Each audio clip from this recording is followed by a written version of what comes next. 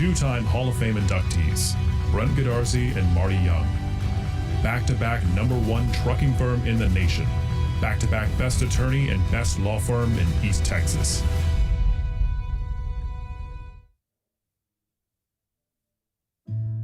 Crowley Funeral Home has been serving families in Gilmer since 1883. Funeral director and Gilmer High School graduate Troy Murray leads the professional staff at Crowley Funeral Home and is committed to providing dignified, respectful, and compassionate assistance to every family in their time of need. Crowley Funeral Home feels strongly about maintaining high standards of excellent service while still keeping prices affordable. At Crowley Funeral Home, we treat your family as our own. This is what matters. This is beyond X's and O's. This is the difference mutual respect makes. This is what character looks like.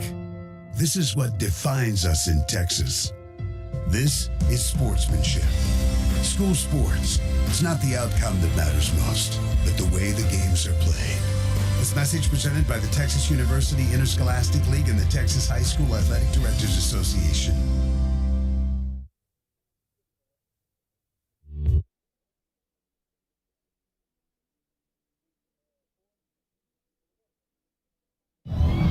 Good evening, ladies and gentlemen, and welcome to the campus of Texas A&M Commerce, where your Gilmer Buckeyes get ready tonight in the quarterfinals or a regional final against the Caddo Mills Foxes, who come into tonight's game undefeated 12-0 after the big upset victory against the Pleasant Grove Hawks last week. I'm Todd Robinson, your host for tonight's pregame show, joined by the voice of the Buckeyes, Jeff Rash. And Jeff, it's amazing, but these Buckeyes are now 4 rounds deep, 12-1 on the season, and ranked 3rd in the state of Texas, and right where they want to be in the final 8. It's going to be a great game tonight, I think, here, a regional final against Caddo Mills. 4 rounds deep in the playoffs. You expect to see a great team, and I think that's what we're going to see here tonight. Yeah, Todd. Well, it's like we said, if you're playing past Thanksgiving, you've done something well. But I can tell you tonight's going to be, if you like football, don't leave your television set or your computer or your smartphone, because this should be a blowout. Gilmer picked 5-point favorite by Pigskin Prep tonight against Caddo Mills. But let me tell you something. They've got an electric team. They are undefeated. They come into this game 12-0. Gilmer comes into this game 12-1. Are we 13-1? 13-1. And so this team puts up 500 yards of offense in a game, half on the ground, half on the in the pass. They've got a great quarterback, some great running backs, great receivers. And this is going to be a battle tonight. No question about it. Yeah, it all starts and stops with number 2, their quarterback and safety. That's Tyler Townsend. And he's everywhere, Jeff. He is going to be scrambling around.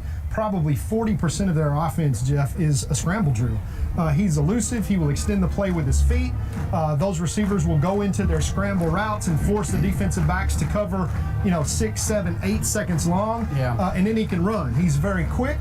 But he really kind of plays point guard on grass. Yeah. So for the Buckeyes tonight, everything really is going to be designed around cutting that head off that snake, which is number 2, Tyler Townsend. Make no mistake about it, Caddo Mills is a talented team, Jeff, as you said, in terms of skill positions, in terms of defense, but more importantly, they're confident. You look at their schedule and you say, wow, Canton scored 42 points against them. And, which means nothing. Yeah, which means 0. Means nothing. But they beat Pleasant Grove last week, and they earned it. They beat Pleasant Grove. Tyler Townsend played an incredible second half. He did it with his feet. He did it with his arm. And they got by the Pleasant Grove Hawks, which was unexpected. And they come in tonight undefeated, and they think, hey, Gilmer beat Pleasant Grove on a last-second field goal. They've got a lot of momentum. A lot of talent, a lot of momentum, and they believe. And right now, it's going to be about Gilmer coming out, and this should be the case 4 rounds deep in the playoffs. Gilmer's simply got to play 4 quarters of great football. And, you're 2 weeks, 14 days from now, on December 18th, somebody is going to be in Jerry's World playing for a state championship. And at the end of the day, when you look at the region to the north of us, Salina playing Graham tonight, I think both of these teams here, Gilmer and Caddo Mills, would match up great against both of those teams. And you got to say, the likelihood that the winner of tonight's game getting into the Final Four and having a shot to go face somebody from that other region of doom You're talking about China Spring. You're talking about Wimberley. You're talking about Navarro. And, of course, you're talking about Carthage. I mean, man, 8 great teams left. Everybody kicks off basically within the next, 45 minutes. And 4 hours from now, we're going to take 8 really good teams, and we're going to cut them down to 4 great teams, and then we're going to get after it the last 7 days of the season. Yeah, that's exactly right. And this is where it gets really exciting. I mean, all through the playoffs, obviously there's a new, refreshed energy that comes in when you get into playoff season and you start eliminating those games. But when you get down to that final 8 like we are right now, there's just an energy. We have a huge crowd on both sides of the ball tonight. Everybody's traveled extremely well. Both schools well represented in the stands tonight. Thousands of people listening to us at home tonight. And so this is just, you can feel the electricity in the air, the cheerleaders, the band, the drill teams. Everybody's fired up, got a lot of good music going in the stadium. So this is going to be a great game. The key to tonight's game is just really, we always talk about the keys of the game. They're always about who's going to control the clock, who's going to have the fewest turnovers. Those are critical. When you get to game 4, turnovers, one turnover in a game can make the difference for sure. A fumble, a lost fumble, an interception, any type of, even a 2-point conversion over an extra point attempt. All those are critical. But in tonight's game, there's one key to the game. If Gilmer wants to win this game, and they can, they have to do one thing, just one thing. They got to contain number 2. They literally, and when I say contain, they have to be able to protect the outside because he's great at scrambling. He does just like Brandon Tennessee. He likes to roll left and right. He can throw across his body. He can throw with a run. And he's also good at sitting back in the pocket, waiting for things to develop in front of him, and then doing a quarterback draw. He is not afraid to tuck it and run. This is probably the best quarterback we've faced all year, and we've faced some pretty good ones. This is probably the best one. Certainly one of the top 2, if not the very best. And he looks a lot like Brandon Tennyson on the field. He runs. He's fast. He's real fast. He can throw a ball. He can run. We have to contain him to the outside, and we have to have linebackers sitting in the middle of the field waiting on him so he doesn't bust the draw play. And if you can do that tonight, you'll win this football game. He's their heart and soul, Jeff. And it's not like they got, it's not like Gilmer where he got 2, 3, 4, 5, 6, 7, 8 weapons. He's the guy. He is the absolute guy. And if you cut the head off the snake and you go score, because I expect tonight we're going to be here till 10:30. We start at 7 because we're going to see footballs, bodies, everybody flying all over the field. Yeah, there's going to be a lot of passing in this game It's going tonight. to be a roller coaster ride. I think a lot of points get scored, but I tell you what, Jeff, look for every single little thing. Special teams, Caddo Mills is going to look for every angle. They come in as the underdog tonight, Jeff, but they got nothing to lose. They're undefeated. They're believing. They beat Pleasant Grove. They think, hey, you know what? We're not scared of Gilmer. And you put that together with a Gilmer team that at this point had 160 yards of penalties last week. Those are the things that Gilmer cannot have happen when you look at being able to say, hey, what's it going to take to win this game? That's what it's going to take to win the game. It's going to take one of these teams playing as well as they can play. Hey, if Gilmer plays well tonight, they have a chance to win. Caddo Mills has got to play the best game they've played, coming off of the best game that they've played all season. Well, and we have to really watch, what happened to us last week, a lot of penalties. And, of course, you go back and look at the film and you go, well, we earned some of those. That's right. We didn't earn most of them, but we earned some of them. And tonight, it can't be that kind of game.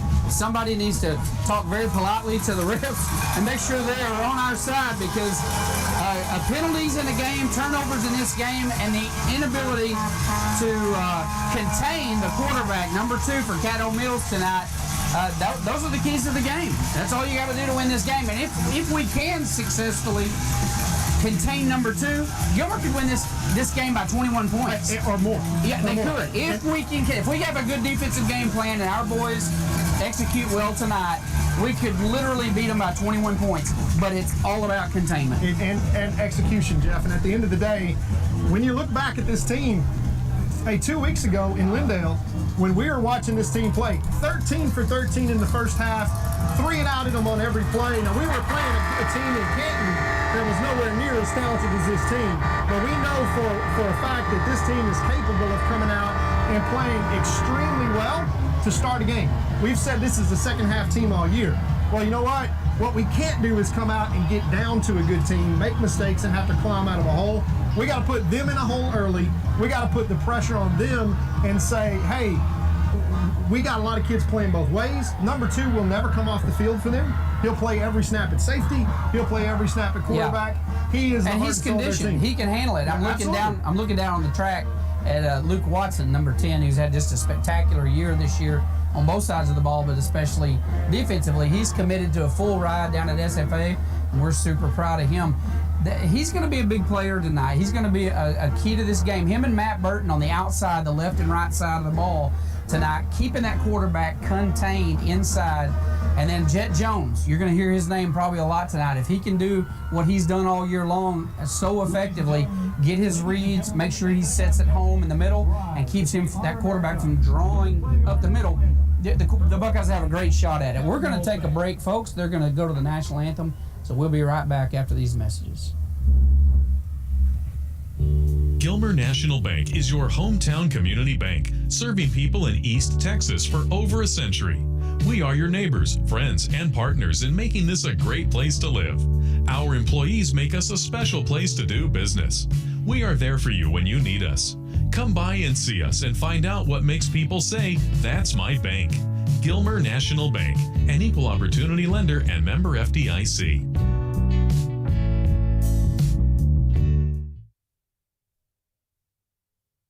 Hey, East Texas, Matt Darby here, and I serve as one of the pastors at New Beginnings Baptist Church in Gilmer and in Longview. Let me ask you a question. Are you looking for hope in your life right now?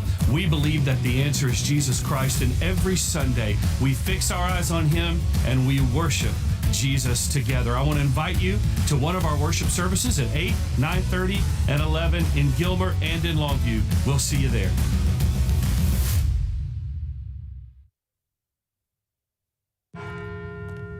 At Farmers Insurance, we've seen almost everything, so we know how to cover almost anything, even a rock and wreck.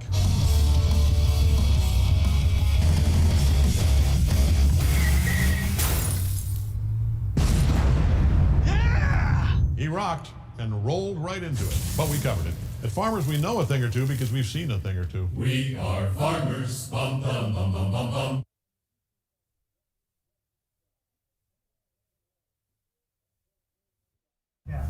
That linesman Jeff Kimmel. All right, Jeff, we are here on the campus of Texas A&M Commerce, and we have, as you can see down in your lower left-hand corner, a massive, wonderful scoreboard with replay. We will try to have that on as much as we can. Tyler Townley and number 12, Mason Hurt, captains that are going to meet at the field to determine the outcome of the first battle of the night, which is going to be the coin flip. And Jeff, I think the Buckeyes really don't care whichever way it goes. They just want to get off to a good start. Beautiful night here tonight. We are in the mid-40s. It is clear, crystal clear, no wind, essentially no precipitation. It is a beautiful December night in Texas for high school football. Oh, it's a perfect night for football, buddy. Round 4 couldn't be any better as Mason Hurt at midfield there. A little taller, as you notice, than Tyler. He is 5'11", 80 pounds? 165 pounds, actually. I gave him 180 pounds on the coaches show, but he's listed on the chart as 5'11", 185. I thought he was 6 even 180. He's not that big a kid, but buddy, don't let him fool you as Gilmer wins the toss. We deferred, Jeff. We deferred to the second half, which means that we're going to be kicking off to the Caddo Mills Foxes. And so Buckeyes kicking team getting ready down here. And Todd, I got to tell you, as a proud papa, this is pretty cool to watch your sophomore down here on the sideline getting ready for this game in round 4. This kid's spoiled and he doesn't know it. I would have killed to go to round 4 any of our 4 years that we were there. Never saw round 4, and here he is, first time at the big show. So pretty cool deal, and I'm so excited for these young men down here, the coaches. The job they've done this year it's just been remarkable. It's been fun to watch, and I'm going to go ahead and tell you, we've been kind of hinting around at it, but I'm going to tell you, this is probably my favorite year, no matter how it ends. This is my favorite year of watching Gilmer football. It has been an absolute blast. Alan Metzel's done an incredible job this year with these boys. All the coaching staff has just done a remarkable job. These kids have a great attitude. They got a lot of try, a lot of will, and they have battled through a tough year with COVID. and they have made it all the way to round 4, and I just simply couldn't be happier for our town, our community that supports these guys week in and week out, our fans like Miss Sharp all the way out in California that's listening tonight, never misses a Buckeye game. We've got fans that's been watching literally in about 30 different countries this year. It has been an amazing year, and this is going to be an amazing game as number 20, Hernandez, the big leg, comes in here and kicks one deep, going to be fielded on the 5. And this game is underway, returned up the middle, Buckeyes on top of them. Great job defensively. Number 31 for the Buckeyes gets down there and makes a stop right at the 20. And that was, I'm looking at my chart here, it's dark in here so I can't read it. Somebody with good eyes. Yeah, that's Michael Colbert, sophomore, running back and safety, pulling up. And so we're going to see now Tyler Townsend and just how talented he is. They'll run the spread package, Jeff. Little bit deeper snap than you're normally going to see, which is going to be trying to offset that Buckeye blitz. And the Buckeyes are going to come out and play 3 deep and play the pass. And here we go from East Texas or Texas A&M Commerce. All right. Tyler's off to his right side, looking to pass. He's wants to scramble. He's under pressure. Throws one dangerous pass. Throws it out into great coverage. There are 4 Buckeyes around. That could have easily been picked off, but they get lucky on that one.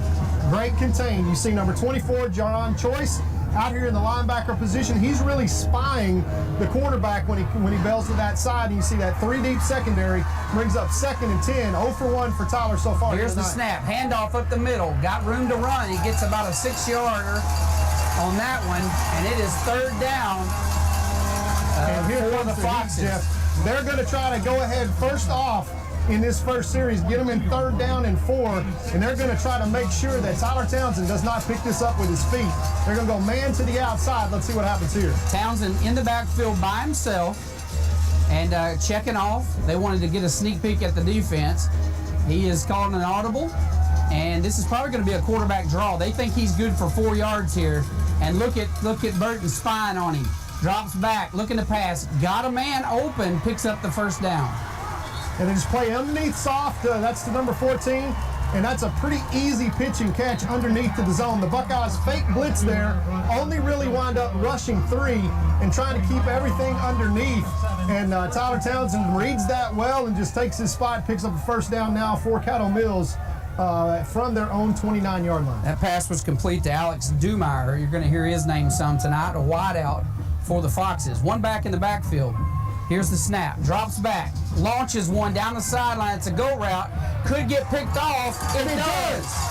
Are they going to say he got it? He says incomplete pass. They're going to say he stepped out of bounds, but that was number 2, Jaden Griffin, who made a very clutch interception in the end zone last week, and he got under that one and easily picked it off. And that's the tallest receiver they got out there at about 6'4", and Jaden Griffin about, let's call it 5'9", is man-to-man on the outside. Now they roll the safety over to help there. That's Dylan Fluellen. Brings up 2nd down and long for Caddo Mills. All right, here's the snap. Look at the pass. They dumped the same pass they completed earlier that was good for a 1st down. That's number 14. He's just stepping right outside of his inside receiver position, going about 5 yards, and so far they are being effective with that. That was Alex Dumeyer again. Instant replay right there, Jeff, and an instant replay, 3rd and 4. Let's see if the Buckeyes get pressure on this play. All right, Foxes looking at their sideline check off. They do have a back in the backfield, and they may try to run for these 4 yards, Todd. We'll see what they're going to do. They're going to hand off up the middle, and the Buckeyes hit him before he gets to the 1st down marker. 4th down, Buckeyes. It's going to be about 4th and 1, 4th and maybe 2, 4th and 2, and they're going to have to punt. So the Buckeyes do a great job right off the bat defensively, getting the Foxes off the field and keeping them down inside their own 40s. Now, two things to look for, Jeff. Number 1, Caden Davis, the senior wide receiver, is an absolute boomer as a punter. I was watching him in warm-ups, Jeff, and I'm telling you, he is one of the best punters that we've seen all year. Number 17, Roland Fluellen, standing back at his own 30. Buckeyes just going to make sure that they get this punt off. All right, straight up in the air. It's going to be about a 40-yard punt. Going to hit the ground. Doesn't take a Buckeye bounce. And it doesn't take a Fox bounce either, which is great. That ball just kind of set up. So the Buckeyes, we've literally flipped the field. Buckeyes are going to take over 1st and 10 from their own 32-yard line. Let's see what Tennyson and the offensive unit has in store for the Foxes. 9:13 left in the first quarter. Black flag comes out and does its job, Jeff. They defer, win the toss, and come out and stop Tyler Townsend and the Foxes, force a punt. And let's see if the offense can establish an early rhythm here. Great field position, as you said, Jeff. Now 1st and 10 for Brandon Tennyson and the Buckeyes. All right, we got one back in the backfield. It's the sophomore Haynes. They're going to try to run Tennyson right off the bat, and the Foxes get back there and say, no, thank you. They're going to drop him right off the bat for a loss of 3. That's going to bring up 2nd and 13 for the Buckeyes.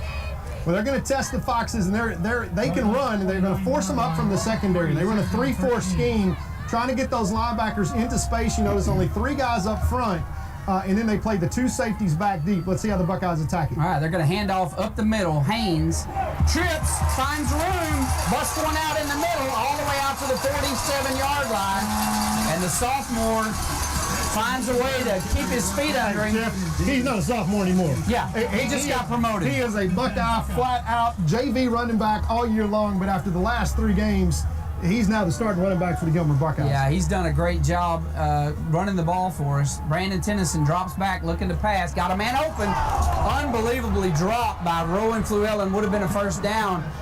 Rowan never drops those passes ever. He just tried to run before he caught it. And that's going to bring up 2nd and 10 for the Bucks. Yeah, you do not see that one as Rowan probably makes a move and makes a play for the end zone there.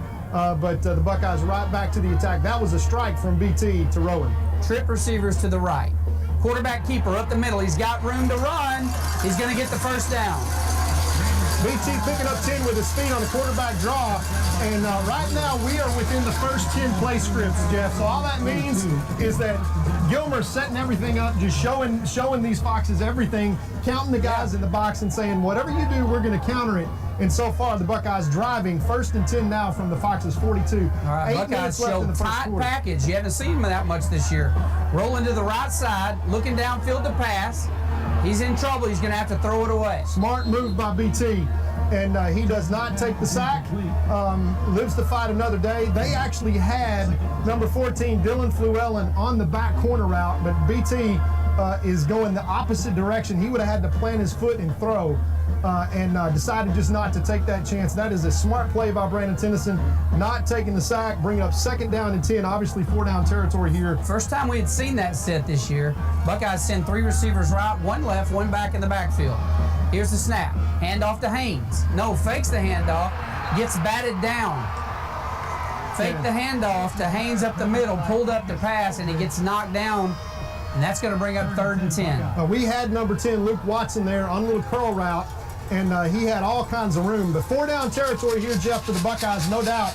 This is the opportunity for the Foxes to try to get off the field here. Now watch Rowan across the middle right here on your right side of your screen. Pulls back, looking to pass. Fires toward Rowan, almost intercepted. The safety dropped it, thank God, because that was an easy interception that he just literally drops. Yeah, we're not coming off the field here. This is 4th down and 10. And I don't think that BT really got the snap that he was expecting, because I don't think he threw that with the laces. And it sailed on him a little bit. And to your point, Jeff, they were very fortunate not to have a turnover.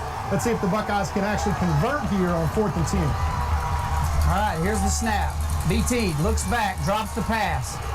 Forced to run, headed upfield. Can he get there? He's going to be short about a yard. Maybe he got it. Depends on the spot. That last push, he got a little help from his offensive line. I think depending on the Jeff. spot. Nope, they're going to say Caddo Mills by foot. BT, great effort there upfield, and they're not going to give it to him. They're going to say Caddo Mills. No, they're going to measure this, Jeff. I think they are going to measure this. Yeah, well, our coaching staff says you may be right, you may be wrong, but we're going to make you recount. Yeah, there's going to be an automatic This is a recount. So they're going to move the chains out here. Are they? Nope, they're not. That's a gain of 9 and a turnover on down. Boy, that was certainly a close one. But that's what it's doing. We got a quid pro quo here. Both offenses trying to figure out, okay, where's the seam on the defense, looking for that chink in the armor, and neither one of them have found it quite yet. Number 2, rolling to his right side under heavy pressure. And he's going to be forced out of bounds. Loss of about 3, Jeff. They're going to call that a loss of 1. But nevertheless, Townley unable to get the corner. Number 44, Big Cat Matthew Burton in hot pursuit from the backside. And great coverage in that cover 3 downfield. And I think that's the Gilmer strategy on defense. They're going to play 3 deep in the secondary, keep everything in front of them, and say, if you're going to pick up yards, we're going to try to keep you in front of the chains. All right, they hand off up the middle, and there's nothing there. They're going to hit him in the mouth. I think the might have been a fumble on the play. Yeah, that's a Rona coming up from the outside, and you know what kind of reputation he has in terms of being able to hit you. Ooh, I'm telling you what, Todd, the Buckeyes looking good tonight. I mean, they are really looking very well coached up. And they know this is a big game, and they're playing every down like it's a big game. Watch number 14 on this play, Jeff. Inside, he is in the inside zone here. They got this triangle package against 3 receivers, and see if they try to get it to 14 on the outside. All right, Townley in the backfield by himself, rolls to his right side. He's under pressure, looking to pass. And he has the throw downfield, nearly intercepted, just almost picked off. I can't believe he threw into that traffic. Yeah, that is not a wise move, as that's going to bring the punt team on 3 and out from the Buckeyes now, Jeff. But we've managed to flip the field. We're no further really than we were before. 6:39 left to play in the first quarter, and Rowan Fluellen, who's dropped one and just had another pick, hit him right in the and so hands. far they have kept Townley out of this game. He hasn't run. In fact, he's run for negative yards, and he's only completed 2 short passes. So Buckeyes defensively so far in these first 2 series looking absolutely phenomenal, and hopefully they'll continue that all night. We just need to get the ball and go score right here. That's all there is to it. All right, here's a punt, and it's a big one. Going to be fielded. Number 17, Rowan Fluellen, cuts out to the right side. He's under some heavy traffic. He gets out to the 32. And so the Buckeyes are going to start over 1st and 10 from their own 34-yard line. Let's see if they can get down the field this time and get a score. 6:27 left, 0-0 your score after these defenses have come out. The Buckeye black flag stopping these Caddo Mills Foxes on 2 consecutive drives. They ran 6 offensive plays in the first series, Jeff, and then punted 3 and out on that series. The Buckeyes pretty much drove the length of the field and then stalled deep in Caddo Mills territory. They have great field position here from the Caddo Mills 34. Let's see if this Buckeye offense can get in rhythm. Here's the snap. They fake the handoff. Quarterback keeper on the right side, nothing there. He gets back to the line of scrimmage. He's dropped. By the way, we got a score on the Salina-Graham game, 7-0 Graham so far. Graham takes the opening possession. Opening kickoff was returned. So Graham, the winner of Graham and Salina, gets the winner of this game here tonight. And they are going to say Brandon Tennyson picked up 2. That gets it out to the 41-yard line. 2nd and about 7 for the Buckeyes. All right, here's the snap. Brandon drops back, poised under pressure. Pass complete for 14 yards across the middle. Number 12, Mason Hurd. And if you give BT that much time, Jeff, he will absolutely surgically tear you apart. Right now, only a 3-man rush from Caddo Mills. They're trying to cover those Buckeye receivers with the linebackers. And I'm sorry, it's just, they're going to go 5 wide. And if they're going to dare Brandon Tennyson to say, look, we're going to drop 8 and try to rush 3, you may have a long night if you're Caddo Mills. And Brandon showed a lot of poise there in the pocket. Quick pitch to number 38, Haynes. Cuts upfield, good for about 5 or 6 yards. Great run there by Haynes. And I tell you, that last play, Tennyson showed a lot of poise, but a lot of faith in his left tackle, because he had a man right to his left about 1.5 feet from him, and he didn't phase him. So he's got a lot of faith in his offensive lineman. Now they're going back to this tight set. Everybody's stacked inside. It looks like 1988. Here's the snap. Dropping back, looking to pass. Got time. Cuts to his right side, decides to keep it, picks up the first down, and a whole bunch more all the way down to the 30-yard line. First down, Buckeyes. My goodness. Brandon Tennyson, should I throw it, should I keep it, should I throw it, should I keep it? Last week, Jeff, he threw it incomplete.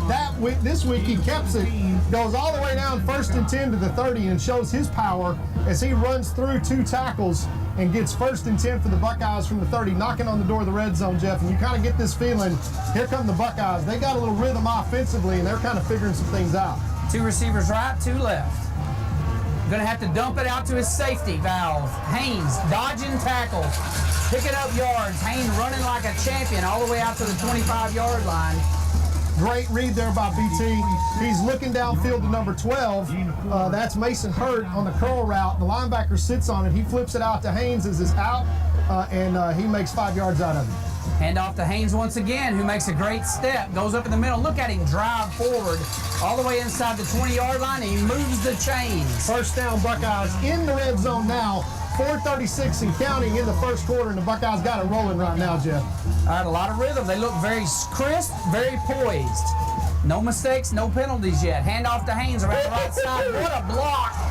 What a block inside. Haynes to the 5. My gracious. First and goal for the Buckeyes. Haynes is on fire. And I'm not sure. I think that was Luke Watson that just threw that block. And whoever the outside linebacker is knocked back to sometime in mid-October right now. That was an absolute legal decleater. First and goal, Buckeyes. Here's the snap. Haynes, handoff up the middle. Touchdown, Buckeyes. Just like that, the Buckeye offense absolutely storming down the field, Jeff. To hit pay dirt, they are rushing from the outside of blitzer. They just hand it to Haynes. What a first drive for the young sophomore. And it is now 6-0 with the extra point left to come.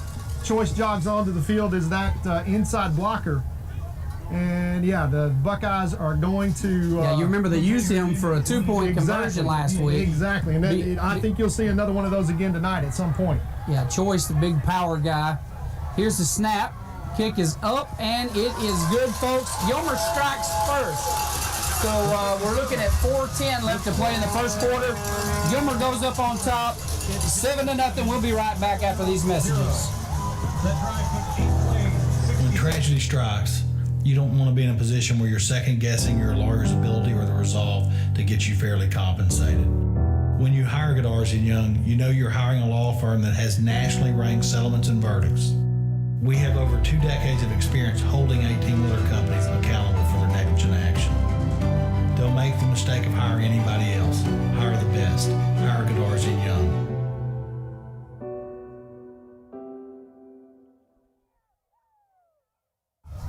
All right, folks, we're back here in Commerce, Texas. Gilmer up on top of the Foxes. 4:10 left to play in the first, and it's 7-0. Graham, by the way, early in the game, Todd, 14-0 against Salina. Didn't expect to say that tonight. Yeah, you didn't, and that's a great matchup. I think Coach Metzel excited or expected Salina to kind of come out pretty commandingly on that in that game. But Graham, of course, very, very well coached in that western region, and for the Buckeyes tonight. It's all about the focus. They've looked very sharp on both sides of the ball, Jeff. And if they can continue to get another stop and get up 14 on the Foxes, let's see if they start pressing. Hernandez kicks down to the 5. Buckeyes got a good opportunity here. Cuts out to the right side. And Fumble! Buckeyes have the ball! What a shot. Who took that shot over there? Was that number... I think that was number 31 that laid the lick on him. Once again, that's the second time for him, Michael Colbert, and causes the fumble. I think he was the first guy there. Jeff, I think that was Landon Watson on number 22. Was that Landon Watson? Yeah, I don't want to cheat Landon out of a good shot because, I mean, he laid the wood to him. Yeah, he put his head right on the football, and just like that, the Buckeyes at 25, I think, and trust Eric's eyes. He's got new contacts over there. Well, Landon's 22, I think. Yeah. So maybe Landon recovered the fumble. We don't know. Big play for the Buckeyes, though, because they're on the 20-yard line. 1st and 10. Handoff to Haynes. Cuts around the right side. Got room to run. Picks up 2. Ashton Haynes on the carry. Ashton Haynes stretching that defense, Jeff, and forcing those linebackers to run right, run left, run to the wide side of the field. And, Jeff, that is not accidental. You've got basically 6 guys that are going to play both ways, including the quarterback, number 2, Townsend. And you force him from his safety side to run to the wide side. He covers the wide side of the field every time, and that will take its toll as this game progresses. Okay, they're going to fake the handoff. Quarterback keeper, he tucks it, got room to run. And look at Brandon Tennyson. First down. It's going to be 1st and goal, ball on the 7. And so far, Jeff, if you want to talk about the battle of the quarterbacks, the guy wearing the white jersey and number 11 is winning the battle right now. Oh, for sure. No question about it. It's not even close. BT, 1st and goal now from the 6-yard line, and the Buckeyes looking to go to pay dirt again. All right, handoff to Haynes around the right side. He's got room. He's cutting upfield, breaking tackles. Touchdown, Buckeyes! Touchdown, Buckeyes! And he did it again. Just like that. the Buckeyes go up 2 scores, 13-0, and after the turnover, the Buckeyes have it rolling here early. Now let's see, Jeff, if these Buckeyes with 3:36 left in the first quarter can keep their foot on the accelerator, because right now, these Caddo Mills Foxes and that big crowd over on the side is in shock. As these Buckeyes have come out and just completely dominated. Well, so far, Todd, this is the best I've seen the Buckeyes play this by year. Far. They are absolutely clicking on all cylinders. And against a really good team. I'm telling you, they're making it look easy. The extra point is good. I want to point something out right quick, Todd, as we get prepared for the kickoff. Gilmer's third kickoff of the evening, I might point out. We don't have the rights to broadcast the video tonight's game. We're doing audio only. Hopefully everybody saw our message earlier in the week. We tried to put it out in social media land. But what some folks want to do, if they want to watch the broadcast and listen to those broadcasters, that'll be fine. Some people are going to try to sync up the video. I think we're about 5 minutes ahead of the game. But some people want to sync up our audio to their video, which is fine if you can figure out how to do that. Yeah, good luck. Good luck with that. Yeah, otherwise, get your protractor out and try to figure that one out. Yeah. Otherwise, they did that last week. Mike Ward told me he said I put your audio up and I synced it to their video. So we're apologizing for that. We want to make sure everybody knows Eric Connis was not the cameraman last week. You were watching if you clicked on the wrong link. There was an Athens link and a Gilmer link, and a lot of people clicked on the Athens link. So we just wanted everybody to know that Eric was not drinking. He's a good cameraman. Yeah, for that game. Yeah, he drank after the game, after all the penalties. But all right, here comes the kickoff for the Buckeyes. Lining up here, number 20, Hernandez puts another one. This one's high, going to be fielded on the 11. And Buckeyes getting down their special teams, making a stop around the 26-yard line. So far tonight, they haven't been past the 35-yard line. Yeah, and it's been a flip field, as they've only run 9 offensive plays, Jeff, so far in this first quarter. They picked up 1 first down, picked up maybe 18 yards before the Buckeyes had them 4th and 2, forced them to punt the first time. The second one was a clean 3 and out. They never picked up a yard. And now here comes Townsend with his back against the wall, down 14-0 with 3:32 left. And this Buckeye defense just playing fantastic so far here, Jeff. All right, handoff up the middle to the back. Lots of traffic in there. He's going to fight his way forward. Nice run. Looks like he's going to pick up maybe 5 yards on the carry. And that's not bad considering what he ran into. So it's going to be second and 5. Yeah, let's see if they actually keep the ball on the ground here, Jeff, as the Buckeyes are playing 6 defensive backs and basically saying, hey, we got safeties deep, and we're gonna dare you to run the ball. All right, they pull up, quick pass. It's only going to be good for a couple of yards. They're going to get out to the 35-yard line. It's going to be about a yard short. So we're looking at 3rd and 1. Makes you wonder if they're going to throw that little curl route to number 14 that they've been doing. Now they're saying they're moving. They saying they got the chain? Okay, they're going to give him a generous spot. That's a terrible spot because he was at the 30-yard line. No, we say generous spot. Okay. Not terrible. Generous. Terribly generous. Terribly generous. I'll go for that one. 1st and 10 from the 36-yard line. The Foxes driving on the Buckeyes. 2 receivers left, 1 right. Fakes the handoff, pulls up. Long shot down the sideline. And it is a terribly thrown ball. They're going to give us a pass interference. They're calling pass interference against Jaden Griffin. The ball was uncatchable. It was thrown inside.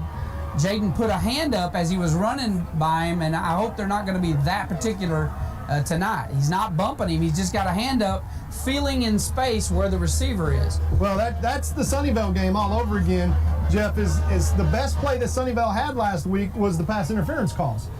They just went to the man-to-man coverage. Of course, Jaden Griffin's defending a guy that's 7 inches taller than he is, but they're moving this one forward all the way to the Buckeye 49-yard line, and that is the first penalty on the Buckeyes tonight. Let's see if this defense can recover from that. As finally, Caddo Mills gets into Buckeye territory for the first time all night with 2:28 left in the first quarter. Empty backfield now, Jeff. It's Tyler Townsend and 5 wide. 3 to the left, 2 to the right. Townsend drops back, rolls to his right, fires one. Covered extremely well by Cody Guidry there. It was a little out route, and they do pick up some good yardage there. Looks like about 7. It's going to bring up 2nd and 3. Yeah, and Second down and 3. Guidry is right there on the coverage, and they just execute a great catch. That's a great pass by Townsend, but they pick up 7 on first down, now deep into Buckeye territory. Let's see if the Buckeyes, who have not yet blitzed, try to get some pressure and create a big negative play here against Caddo Mills. All right, Caddo Mills out across midfield for the first time in this game, trying to get some momentum. Quarterback rolls to his left side. He's under heavy pressure, running for his life. He throws it away. Yeah, number 44, Matthew Burton, is in his ear basically saying, you better throw that football, son, because if you eat it... He's going to be wearing him out all night. I guarantee you'll be wearing number 44 before this game is over. You write it down. Matthew Burton's going to get his hands on Townley sometime tonight, and he will make his presence known. Well, watch the beef package. They're going to run the ball here, Jeff. 3rd down and 3. They're thinking it's 4-down territory, so they're going to run the big back straight up the middle. All right, they pitch it to the back, and look at this. He breaks one. He's headed for the house. Nobody's going to catch him, are they? Yes. Caught at the 5-yard line by Dylan Fluellen, and that was just a freak play where he just goes up into traffic and all of a sudden pops out. And that is the biggest play of the night for Salina as they're fighting their way back in. 1st and goal from the 5.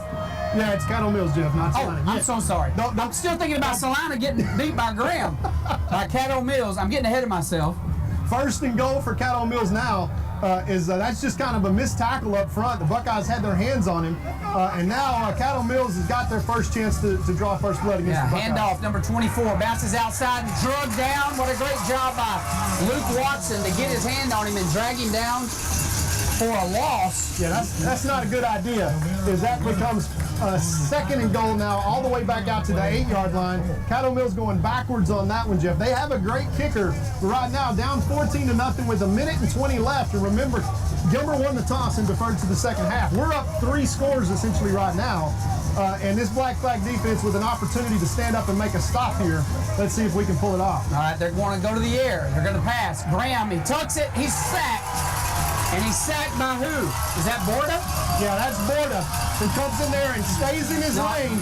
And that's going to bring up now, that's Luke Watson that comes out of the game, hobbling on that left. I think that was Jimerson that maybe got him. Was that? Bryson Jimerson, number 27. Yeah, 27. I think that might have been Jimerson that got a hold of him. It's hard to tell from our vantage point. That brings up 3rd and goal from the 11. So far, Caddo Mills going backwards on this drive, Jeff. Wouldn't this be an incredible stop considering they were 1st and goal from the 5? They drop back wanting to pass.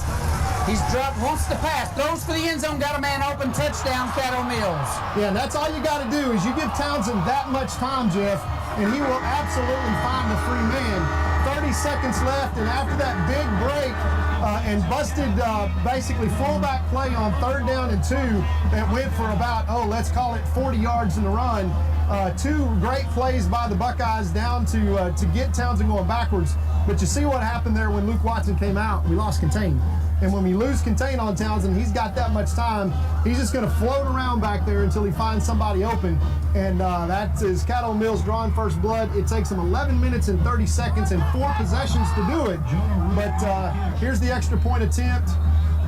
And we got a flag. It was down. no good. First of all, I don't know if he's saying, I think that was no good, by the way. Let's see what the let's see call what is the penalty is here. They threw that. That's really going to give them another opportunity. Yeah, that's false start against the offense. They're going to back up 5 yards, Jeff. Let's see if the Buckeyes can steal a point here, which would be huge. Buckeyes lead 14-6 here with 30 seconds left in the first quarter. After that last, let's call it a 77-yard drive. Yeah, and it's a shame. Mills. It's a shame they had a penalty because he missed that one. Yeah. Well, let's see if he gets this one. He's got that on his mind, the kicker, and the Buckeyes thinking, hey, maybe we can steal one right here and get pressure up the middle. Just want to make sure we don't rough the kicker. We're coming hard, that's for sure. I think we got maybe an offsides penalty. He missed another one. This time I think it's going to be against Gilmer. I think that was an offsides penalty. And, yeah, we'll go back 5 and do it again, Jeff. So we went 5 one way and a miss, 5 the other way and a miss, and that's 2 consecutive kicks that he's the missed. Kicker has missed. Yeah, it's a shame that's a shame because he's missed 2. Yeah. That's a big deal too. I mean, in a game like this, 1 point can make all the difference in the world. And So we are back up to the. Going to try it again. They're right back on the 3, so they're going to try to kick it again. Yeah, they're going to come back here, and the side judge is going to say half the distance to the goal line, which is actually the right call. Exactly. They're going to back this up. Yeah, they move it back a yard, basically on the 4-yard line. That may make all the difference, Jeff. Let's see. The Buckeyes can get a big push here, as this is the 3rd attempt in a row. Yeah, I mean, surely he won't miss 3. He's got another shot at it. Did he do it? Yeah, I don't know. It was sloppy. He's sloppy, but he did it.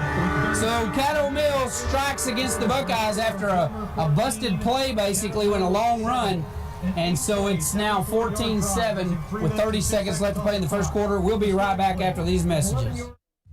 Extra. Read all about tonight's game in Thursday's Gilmer Mirror, complete with pictures, coaches' comments, and a look at next week's opponent. The Gilmer Mirror has been serving the citizens of Upshur County since 1877.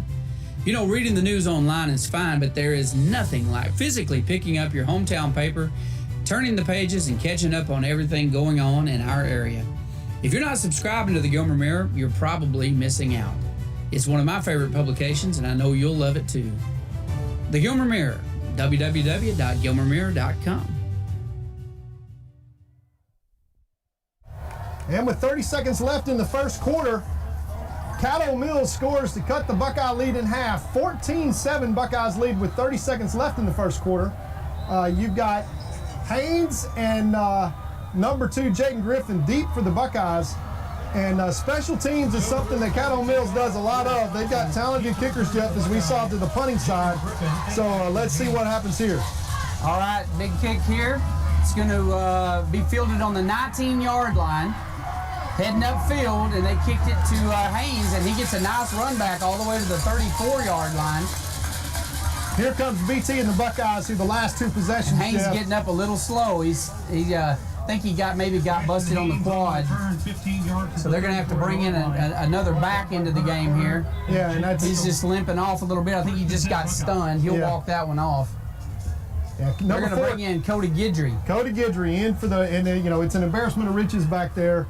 As we got number 3, Devion Smith is not in the game tonight, but it doesn't really matter as the Buckeyes very deep in that secondary. Quarterback keeper, they're going to roll to the right side. Brandon tucks his shoulder and moves upfield, gets all the way to about the 40-yard line. That's a big run there. That's about 7 good yards.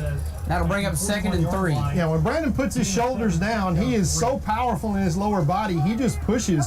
And he gets about 4 yards after the first contact. That's going to be the last play, Jeff, of the first quarter. Buckeyes won the first stanza, 14-7 after winning the toss and deferring. And they got the ball here and able to drive. Let's see what happens in the second quarter. We'll be right back after these messages. Looking for future leaders we can trust and believe in? Look no further than the high school student athletes right here in Texas. High school sports teach young people how to be effective leaders. It begins by making their grades and being on time for practice. It includes learning to listen, following directions, accepting responsibility, being a good role model. And it's about respect for officials, the opponents, the rules, and each other. The result? It transcends sports. It gives us hope for the future. High school sports. There's so much more than just a game. This message presented by the Texas University Interscholastic League and the Texas High School Athletic Directors Association. Well, Todd, Buckeyes are back on the field. It's we flipped the side, and it's 2 wideouts to the right, 1 back in the backfield. They drop back. He's looking to pass, launches a bullet, double coverage, almost caught. And man, what an attempt that was.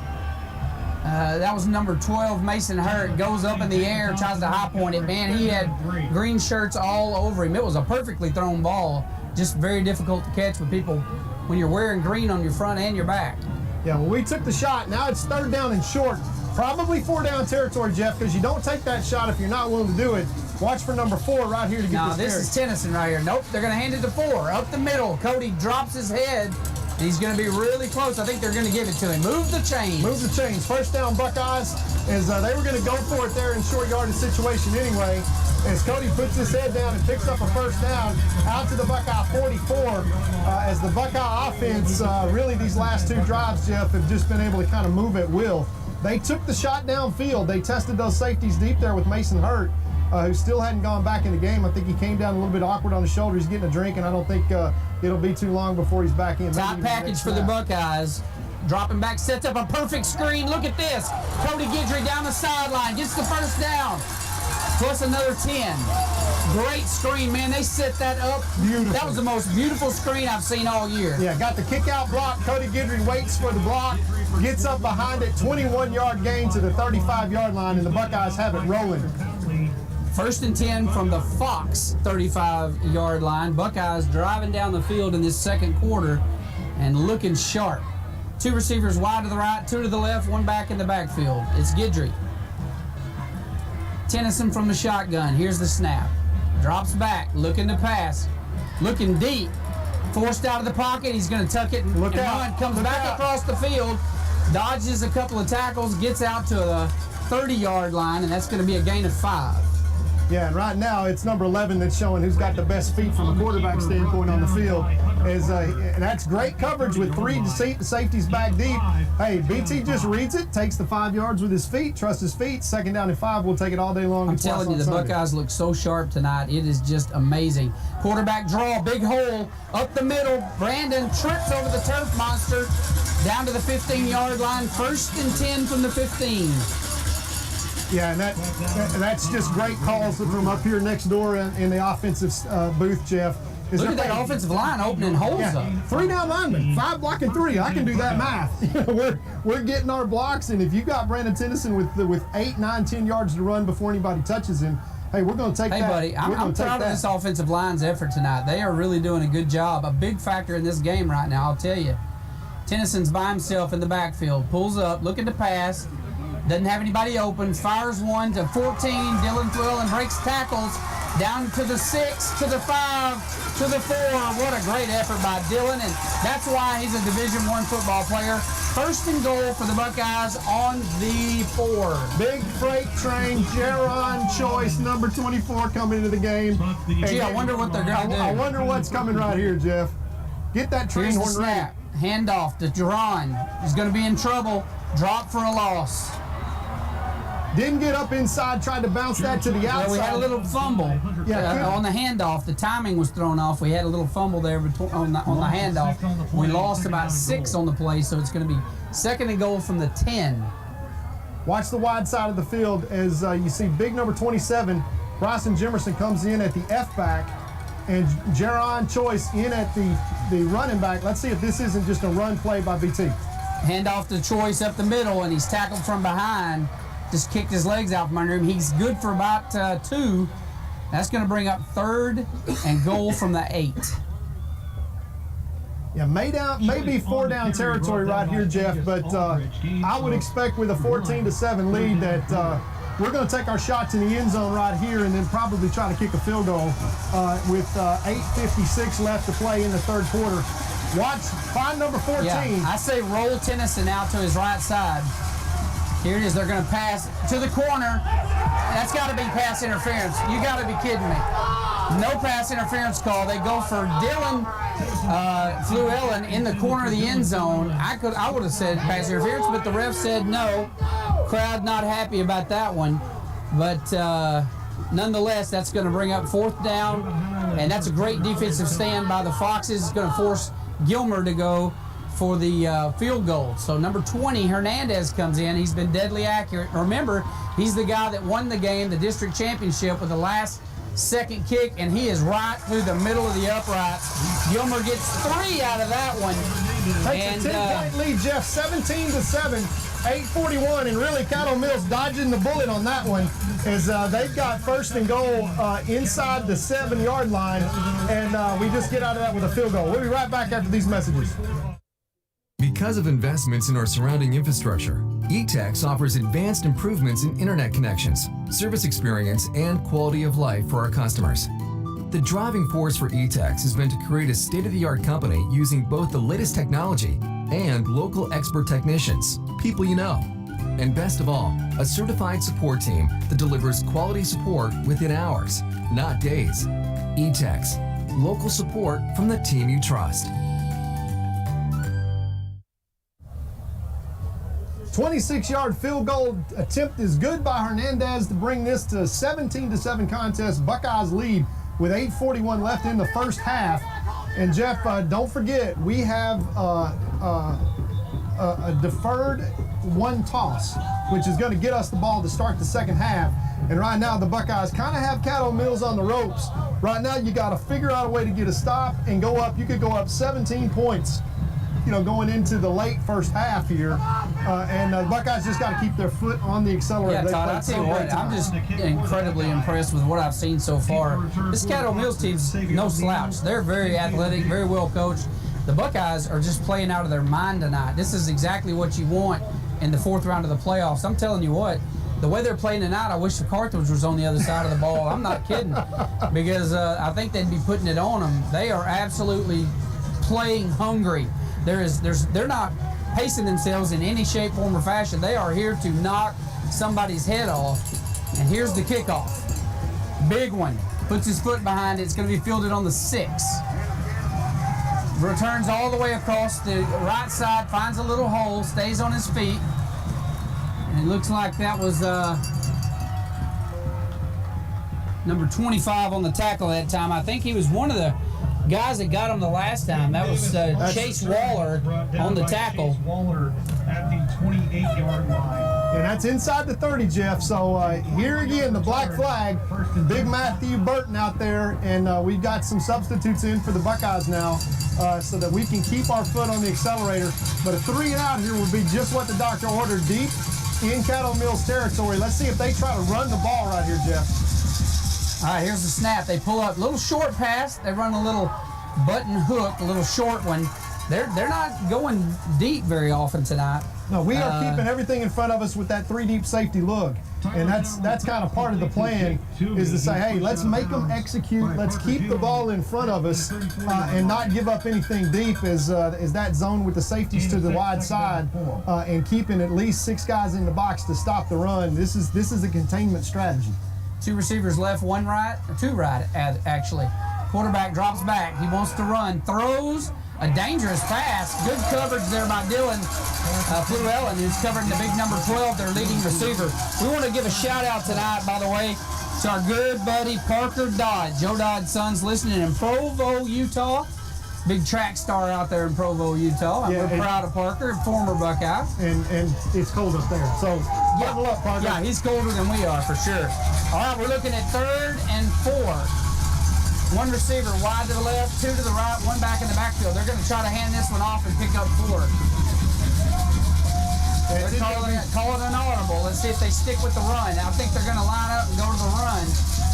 They hand it off up the middle, and he's going to be close, but I don't think he got there. He's going to be about a yard short. That's 4th down, and the Foxers got a decision. 8:14 left, down 10. And they are sending 2 new receivers in, Jeff, and they're going to go for this right here. So Caddo Mills, it is 4th down and 2. And I can't believe they're doing it. They're on their own 35-yard line. Unbelievable. Maybe he's going to do a quick kick or something, because I wouldn't go for 4th and 2 on the 35 with the Buckeyes on the other side of me tonight for any reason whatsoever. They keep calling. This is the second audible. They're going to run out of clock. And Buckeyes are shifting. Quarterback keeper up the middle. And he is tripped up. They got him. I think they got him. Who was that? Number 17, Rowan Fluellen, comes up and makes the stop. Let's see what kind of spot it'll be depending on the spot. I think he's short. That's Buckeyes football, Jeff. That's the spot. Come on, you got it. That's going to be the Buckeyes give that one to the Buckeyes. Rowan Fluellen does a great job coming up, making the stop on Townley. Yeah, he did not get that. They're going to measure it. They'll measure it, but he did not get that. And hey, let me tell you something else I'm impressed with tonight. I'm impressed with a lot of things tonight, Todd. You should know.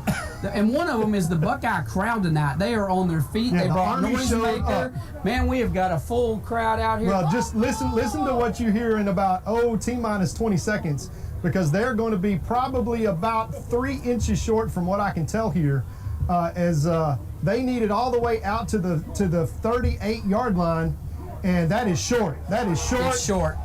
That is Buckeyes football. They're going to put it down, try it, but it looks short to me. Buckeyes football. Unbelievable. There's the what a flag stop. noise. Rowan Fluellen comes up and makes the stop. And boy, he was the hero of that series for sure. Well, Jeff, now you're up 17-7, 7:35 left, and they have handed you a gift.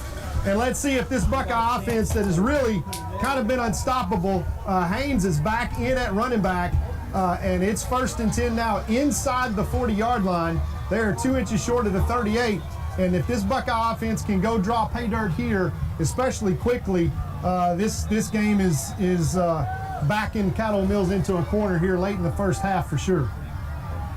2 receivers to the left, 1 to the right. Handoff to Haynes up the middle. Haynes is going to be good for about 2. Kurt Traylor just sent me a message that said, "What's a button hook route?" Kurt, that's a new thing we've been working on. Maybe you should try. Hey, I'll come down there and help you out, buddy. Mr. Tight ends coach. Yeah. Look, if we don't know what the route's called, we make them up. We're creative here. And Kurt Traylor knows that. And Kurt Traylor should know better than to even ask that question. Hey, Kurt, we're protecting your playbook, brother. Listen. That was a 3-yard gain, not a 2-yard gain from Haynes. 2 receivers left, 1 right. Fakes the handoff, rolls to his right side, got a block.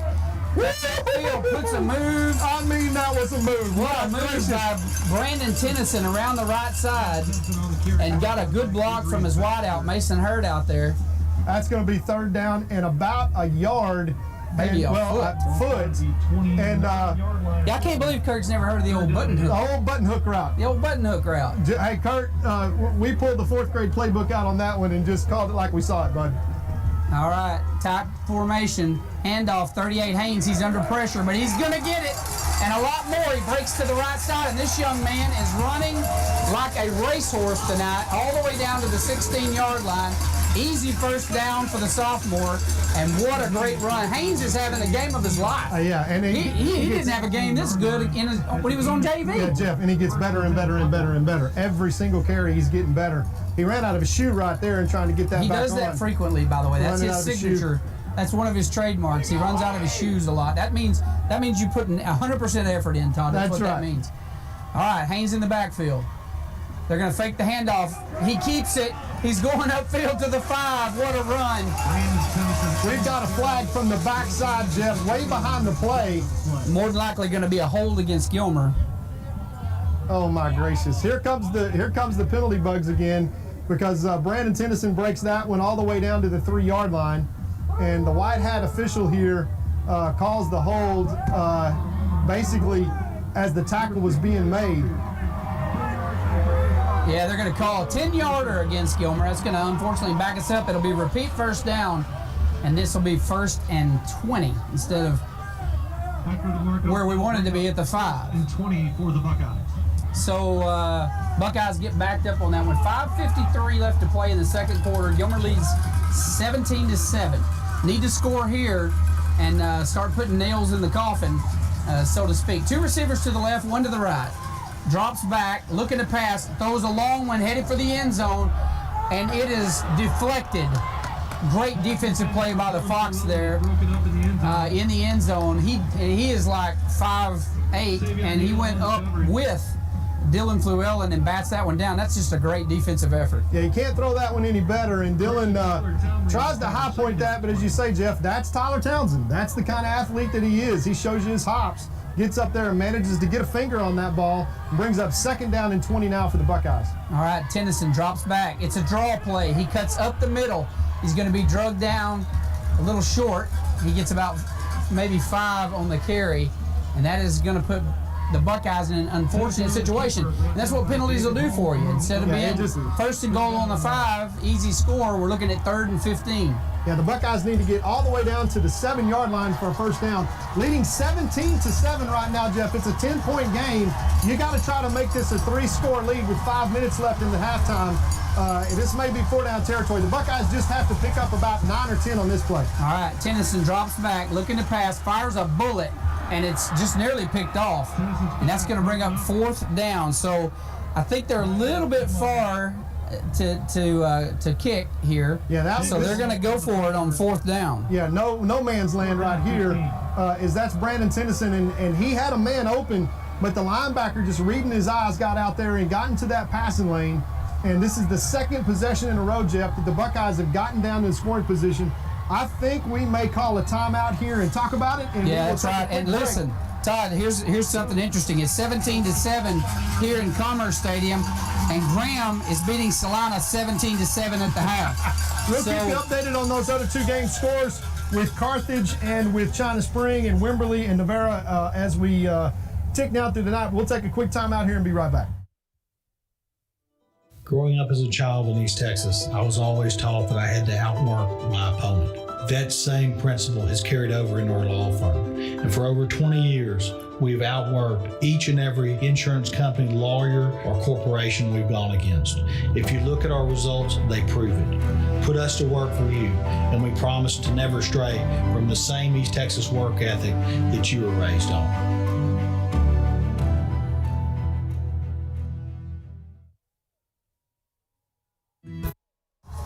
Critical play here, 4th down and 15. The Buckeyes need to get down to the 7-yard line for a first down.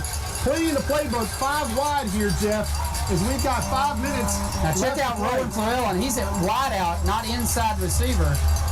And they're going to call a timeout. Caddo Mills is going to call a timeout. So I'm not sure what we're doing. We got Rowan Florell wide out here, all the way, 4 yards from the sideline. So we don't usually see that. We're used to seeing Rowan on the inside. Yeah, so upstairs, with only 4 minutes and 56 seconds left, Caddo Mills says, hey, this is the play of the game. If we can get a stop right here, we've dodged a bullet. And for the Buckeyes, this will be 2 trips inside the red zone, Jeff. And 2 trips inside the red zone to only come away with 3 points. That's a victory for Caddo Mills. So right now, you probably, how many times we say this? So far, play of the game.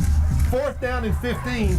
Let's see what Coach Alan Metzel and Coach Lipsy here have in the bag of tricks. 4th down and 15. Obviously, Salina's going to play that 3-deep safety look and not let anything get behind them. For the Buckeyes, you got to basically go for the end zone because you got to get to the 7 for a first down anyway. We'll probably see an empty set right here. All right, same setup. We got 3 receivers wide to the left. Rowan Florell is the wide out against the sideline. 2 receivers to the right. Quarterback's in the backfield by himself. This is going to be interesting. Inside screen. Here's the snap. Drops back. Forced out of the pocket to the right. Looking to pass. Going to have to tuck it. He's going to get tackled. They're going to get the ball back. Big stop for Caddo Mills there, Jeff. As after they turn the ball over, we turn the ball over on downs, and still a 10-point lead with 4:45. But again, that penalty, Jeff, that huge penalty that backed the Buckeyes up into 1st down and 20 after Brandon Tennyson had taken it all the way down to the 5-yard line, creates a stop, and kind of the Buckeyes for the first time stopping themselves on offense. Now it's time for the defense to come back and get the ball right back. 3 and out. The Buckeyes still have 2 timeouts remaining to stop the clock, but we cannot let Caddo Mills crawl back in this game here and score late here in this first half. We got to try to get the ball back and score ourselves. All right, quarterback keeper right up the middle. He nearly breaks one. Thank goodness for Choice out there that gets him from behind and limits his momentum. Best run of the night there by the quarterback. Yeah, Townley, he gets about 7 yards on the carry. And Buckeye defense just playing tough tonight. Yeah, got to contain Townley. That's the name of the game. We said it from the top of the show. And handoff up the middle, and he is in trouble. Gets back to the line of scrimmage, maybe a little bit. He's not going to get what he needed. They're going to give him a yard. He's going to be short. It's 3rd and about 1.5. And the Buckeyes need a negative play here but look for them to keep it on the ground and keep it in the tackle box with Townley doing something with his feet right here, Jeff. Yeah, and you see the Buckeyes, they've got that beef package. We got 4 down linemen right now. We got 2 over the center. They know that he wants to run a draw up there, and they're going to take it away from him. He scrambles to his left side, picks up the first down, and a whole lot more as he breaks one up the middle. Now to the left side, he's headed to the house. He's got 1 man to beat, and he's going to be out of bounds at the 7. What a run by Townley, and that's what we've been talking about. He can bust one anytime, and they're on the big run, and they are first and goal from about the 7. Yeah, that's Kiki Johnson, Jeff, that's on the outside out there that does not force Townley to pitch the ball. And he doesn't want to pitch the ball. That's a great job by Jaden Griffin there to just take the angle and get down the field and stop him. Bryson Jimerson coming back onto the field here as Kiki comes out. And you just can't let him loose like that because he will hurt you with his feet as he just did. And then I tell you what, huge series of downs here as they've managed to flip the field and have a chance to score here. They're going to pitch it to that number 8 that broke the big run earlier. He's going to be good for about a yard maybe, depending on the forward momentum. Oh, they're going to give him down to the 3-yard. They said his forward progress got to the 3, and so that's going to be a gain of about 3. 3:15 left, Jeff, now, and the Buckeyes will get a chance to get the ball back, but a 10-point lead. Now you need a big turnover, a big stop right here. They're going to go power football. They're going to run this same play exactly to the right-hand side with an unbalanced line here and go under center. They're going to keep it on the ground. Yeah, if you ever needed a fumble, now would be a good time. And they're going to get the score. Hand it to the up-back fullback. And Caddo Mills dodges the bullet on one end and flips the field on the Buckeyes on the other. And you see that penalty, Jeff, that's down deep in Buckeye territory. Right now, that's a 14-point penalty, or 13 points, because the Buckeyes missed an opportunity for a touchdown and then give one up on the other side as the extra point is left to come. Yeah, isn't it amazing how that shifts? A one holding penalty, instead of being on the 5, first and goal at the 5, it cost us a turnover on downs, which resulted in a score for Caddo Mills. So again, penalties, and just gonna kill you. 13-point swing turns into a 14-point swing. The good news, Jeff, is with 2:54 left and 17-14, the Buckeyes are going to get a chance to get the ball back with plenty of time and 2 timeouts to go score themselves and stretch this back to a 10-point lead going in at the half. Obviously, receiving the kickoff, Jeff, that'll be huge. Right now, it's about the Buckeyes being able to answer. They let Caddo Mills off the hook right there with their own penalty flag. Let's take a quick timeout and be right back with this kickoff. For 120 years, First National Bank of East Texas has been earning the trust of our customers and our East Texas communities through ever-changing times with the commitment, dedication, and financial strength of our network of branches across East Texas, fulfilling dreams big and small and earning your trust every day. Let our friendly, expert staff serve you and your family's financial needs. First National Bank of East Texas. Together, we're better. Watch the onside, though. So we're looking at 17-14 as Gilmer gives up 7 to Caddo Mills late in the second quarter. 2:54 left to play before the half. And here is a high pooch kick. Going to be fielded by number 12, Mason Hurt. Mason's not going to get much on that one. He gets to the 29. So Gilmer's got 71 yards to pay dirt, and they've got 2 minutes and 49 seconds to do it. Certainly plenty enough time to get it done. Yeah, 2:49, 2 timeouts, and right now it's all about execution and not pushing yourself backwards with these penalties. Jeff, the Buckeyes have been able to handle physically Caddo Mills all night long, but that last series of downs with the 4th down stoppage turning into a touchdown was a 14-point swing for Caddo Mills, and the Buckeyes got to figure out a way to get this back. All right, Brandon rolls to his left side. He's got heavy pressure coming. He passes, and he's just going to throw it out of bounds. Pass intended for number 2, Jaden Griffin. Incomplete, stops the clock. Looks for us to go back to Haynes because the Buckeyes have got to get something established here and move the chains. We don't want to be down in 3rd and long with 2 incomplete passes and give Caddo Mills the opportunity to get the ball back. We got a 17-14 lead right now, Jeff, really, and don't forget we get the ball to start the second half. It's a critical time in the game right now. The Buckeyes got to go down and score, and then start the second half with the score, and that's a huge mountain to climb. All right, short pass complete to Haynes out on the right side. He gets out of bounds, stops the clock. Gets probably about 6 yards on that play. That's going to bring up third down. The clock is still running. They're saying that he didn't get out of bounds, evidently. They tackled him out of bounds. By Hayden Reef and Jason Thomason. So the clock continues to run, 2:20. Buckeyes lining up 3 receivers to the left, 2 to the right. Empty backfield. Tennyson by himself. Here's the snap. Drops back. Got time. Rolls to his right. What a Completes. catch. Across midfield to the 50. What a throw. Number 12, Mason Hurt snagged one out of the air. Bails us out. What a throw. Brandon Tennyson throws his back shoulder. That is a quarterback to quarterback.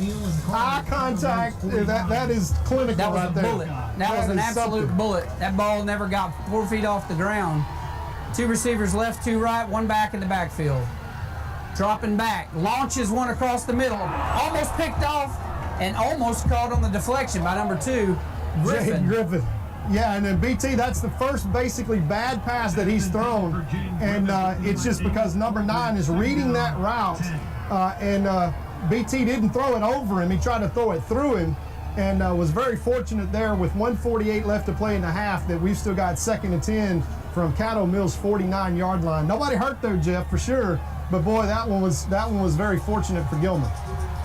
All right, haven't seen Rowan Fluellen with a big catch tonight yet. Let's see if we can get the ball in his hands and let him do what he does. Here's the snap, drops back, quarterback draw, up the middle. Nothing there.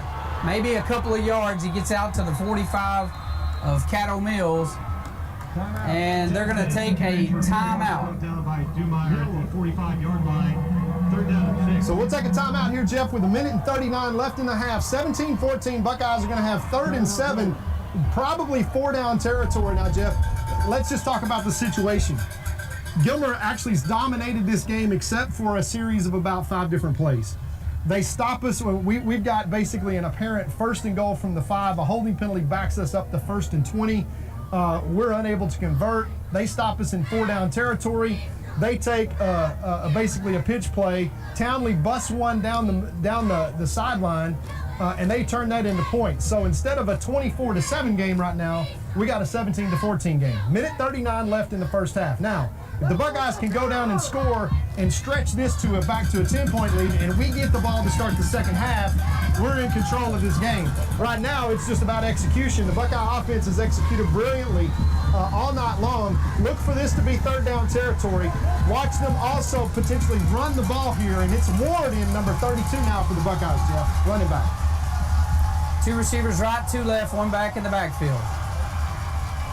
Tennyson drops back, looking to pass. Throws one. Rowan Fluellen complete. Spins out of 2 tackles, headed for the end zone. Tackled on the 10, and that's exactly what we called for. Rowan finally got his shot and did what he does. Got downfield. They rode him another 10 yards after they got on his back. What a spin move by Rowan Fluellen. And I tell you what, I can tell you this, Jeff. I'm going to petition the UIL to say that we got to have 2 Fluellens on the team from now on, because it is such a luxury to have those 2 talented young men. They're stunting. Quick pass complete to Jaden. Gets a good block. Inside the 5, touchdown Buckeyes. Number 14, Fluellen, picks up a perfect block, and Jaden sneaks around him, gets the score with 1:06 left to play in the half. And Todd, that's exactly what the Buckeyes had to do going into the half. What a throw. Brandon Tennyson hangs in, gets blasted on a blitz that comes off the corner. He stands in and throws that straight over to Jaden. Massive block there by number 14, Dylan. And I mean, it is a massive block. And all right, here's the kick. The extra point is good. We'll be right back for the conclusion of the first half. It's Gilmer 24, Caddo Mills Foxes 14.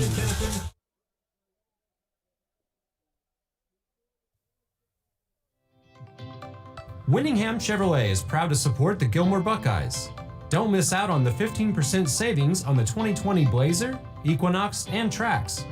And remember, our service department is now open Saturday 8 to 12. Stop by and see Jay, Roger, and Lindsay at Winningham Chevrolet.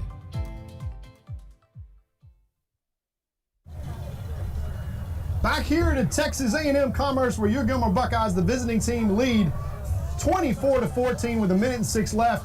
Now we'll look at the region. Wimberley up early on the Geronimo Navarro group, 14-0. It's easy for you to say. Yeah, Carthage up 17-0 on China Springs. So much for the hope on that. And 17-7 still the score. Graham over Solana. And here the Buckeyes lead 24-14, kicking off with 1:06 left. And Jeff, the Buckeyes really need to figure out a way to keep the Foxes on this end of the field for the next 1:06. One timeout left. I don't think we're looking to score. I think we're just simply looking to stop them and take a 10-point lead in at the half. All right. The big leg, number 20, Hernandez. In for the kick. He's going to put this one nice and deep, I'm sure. That ball's going to hit and bounce. And he feels it. He's going to pick it up. He's coming back down the sideline. Got a nice little return going. And he is forced out of bounds there by Braden Rash. And looked like, who was it, 19 maybe? Was that... I couldn't tell who that was. Davis, 31 yards on the return. Parker Gillo and Braden Rash pulling him out of bounds. 1st and 10, Foxes. Great field position to start, Jeff. 56 seconds left is a great kick. Went down into the coffin corner. Looked like the guy fielded it and stepped out of bounds, but they didn't call anything, and he returned it for another 40 yards, or another 35 yards, out to the 38. 1st and 10 for the Foxes. All right, heavy pressure, throws one downfield, and he decides to throw it to the track. And 50 seconds on the clock. That's going to stop the clock, 2nd and 10. Now that's dangerous, Jeff. And when I say dangerous, I mean dangerous for Caddo Mills. We have one timeout left. You throw another incomplete pass, we're getting the ball back. And that's not something that you want to do. I'm not sure that Caddo Mills doesn't here all of a sudden decide that, you know what, we'll take our 10-point deficit. Yeah, and hand the ball off and keep it on the ground. Exactly. Yeah, exactly. That is interesting. It's only 2nd down, but you got 50 seconds. So you could very easily, with a couple of incomplete passes, they're going to throw it. Heavy pressure to the right side. He's going to throw it across midfield. And intercepted. That is intercepted. Boy, I mean, number 4, Cody Guidry, put the wood on that intended receiver, and that ball bounced around number in 17, the Buckeye hands. Rowan Fluellen comes up with that pass. 1st and 10 Buckeyes. Caddo Mills not happy about it. Their fans think that was a hit before the ball was there. That was clean. Yeah. Number 4, Cody Guidry, just cleaned his clock. And I mean, put the wood to him, and there's number 17, Rowan Fluellen. And the Buckeyes have got the ball at midfield. 1st and 10 from their own 48. One timeout, 42 seconds. Jeff, this isn't undoable at all. No, not undoable, I mean, look out here, 5 wide and one timeout. Got to be very smart, but if the Buckeyes can execute here, they can pick that last play back up. All right, here's the pass. They're going to do a go route, and he's open. He goes up and gets it to the 20-yard line. They're going to move the chains and stop the clock. And if you needed a big play from Dylan Fluellen, there it is. There it is, right there. He goes up and high points the ball in double coverage. And they're going to spike the ball to stop the clock. 31 seconds left. At the 20-yard line with one timeout, Jeff. Wow, man. All kinds of time. What a turn of events we have here. Buckeyes are going to take their time. They're going to call this play. 2nd down and 10, Caddo Mills 20. And do not be shocked, Jeff, if the Buckeyes get this back and blow this game open right here. 24-14, 10-point lead. 1st and 10 Buckeyes inside the red zone. All right, here's Tennyson. Pump fakes. Rolls to his left side. Going to keep it. Runs out of bounds. Nice play by BT there. Kurt Traylor just sent me a message that said the Graham, he sent me a picture of his screen. The Graham running back is a total stud, he says. So that explains why Graham's out there doing what they're doing right now. Yeah, to Solana, no doubt. Great coaching staff there at Solana. Let's see what the halftime adjustments are. Carthage, 17-0 over Wimberley. And both in the 2nd quarter. 3rd and 10 Buckeyes, 26 seconds left. Plenty of time here to pick up a 1st down. One timeout. Got to get into field goal range, if nothing else, Jeff, right here. Wide side of the field, 3 receivers. Let's see what BT and the Buckeyes do out of an empty set. All right, he drops back, looking to pass. He's under heavy pressure, and they're going to sack him. We're going to have to call a timeout, and it's going to be a 4th down. And so Buckeyes are going to have to kind of go for it. It's 20 seconds on the clock. This has got to be Dylan Fluellen in the corner of the end zone. Yeah, absolutely. For sure. Absolutely. Either that or suck them. They're going to suck double coverage to the end zone. Let little brother run a little short post route over the middle. Yeah. Well, and either one of those I'll take. 4th down and 12, not unmanageable by any stretch of the imagination, but obviously, you got to try to pick up a first down, but no timeouts left, Jeff. So with 20 seconds, if we can pick up the first down, if it's a run and we get tackled, we got to get to the line of scrimmage, spike the ball, and then probably have time for 1, maybe 2 shots in the end zone, or maybe 1 shot in the end zone through the air and then kick the field goal. Yeah. For sure. The coaches are next door deliberating right about a foot from us through the glass. And I wonder if we should make some suggestions. Do you think they'd appreciate that? I don't think it would make a hill of beans worth of difference. Care. I think they would. Hey, Coach Traylor, are you listening? Throw us out of here. Button hook. Kurt would have. We need a button hook right here. We're going to rename that. That's the Kurt Traylor button hook. Kurt Traylor, the KB button hook, the KT button hook. So this ought to be interesting. We got 20 seconds on the clock. Look at this. They're stacking everybody to the left side, kind of like they do on the. I don't think they'll stay there. No, we'll shift. They're going to shift, but they lined up as though they're going to go for 2. Plenty of time on the clock. Plenty of time. Right, Haynes is in the backfield. I think he's there just to block. Let's see what they're going to do here. BT tucks it, and he's going to get tackled at the 21.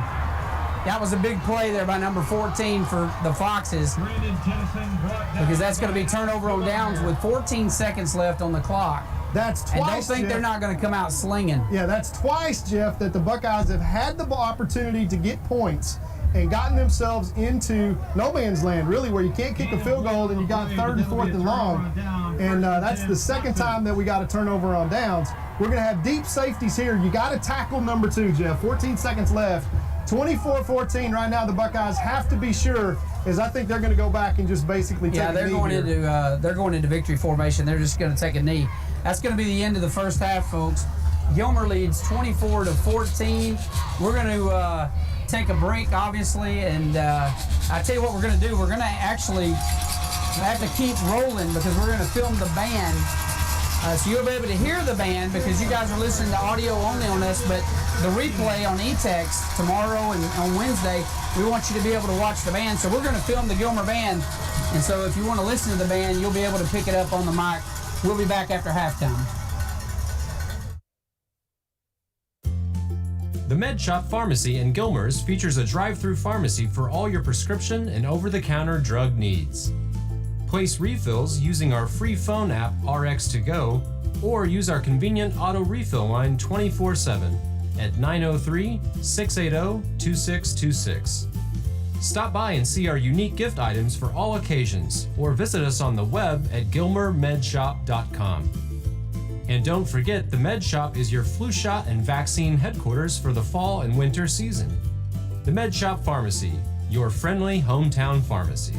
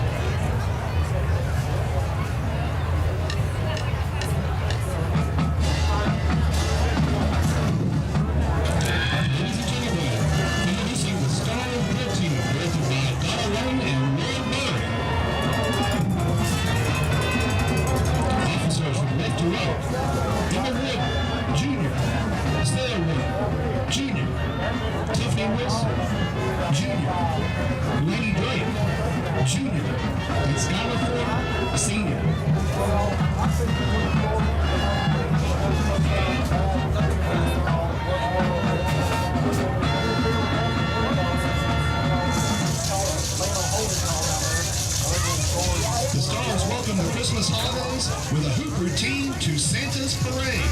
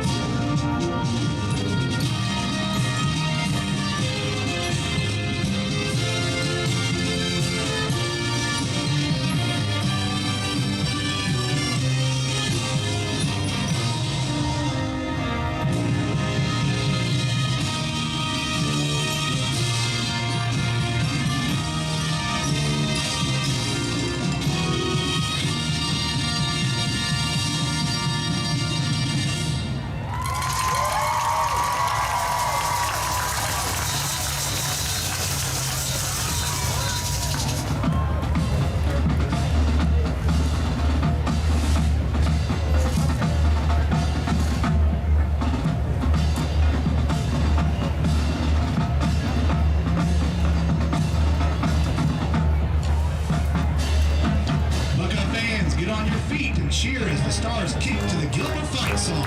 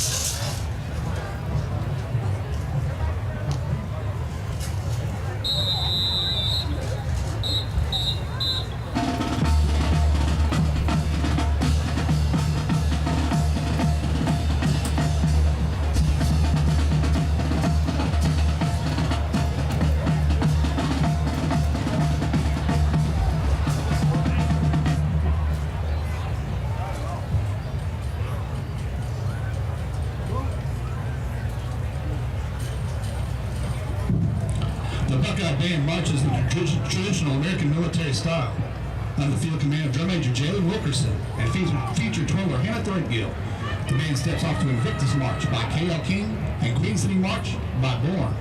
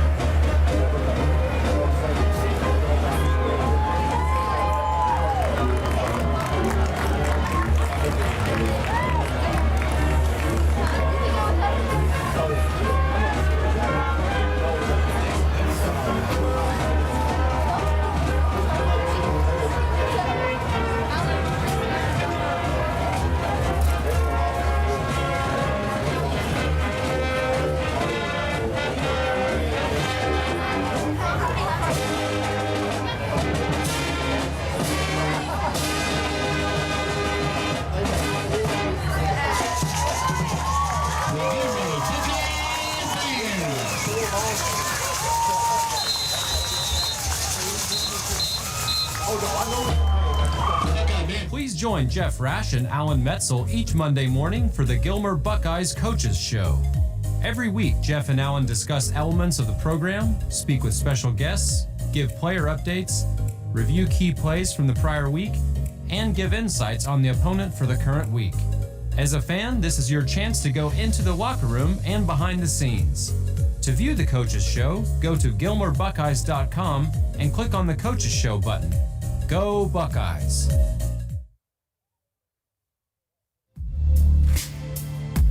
Don't miss the 4A UIL Football State Championships this December. For more information, visit uiltexas.org.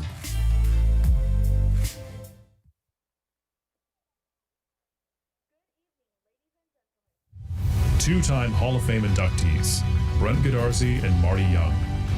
Back-to-back #1 trucking firm in the nation. Back-to-back best attorney and best law firm in East Texas.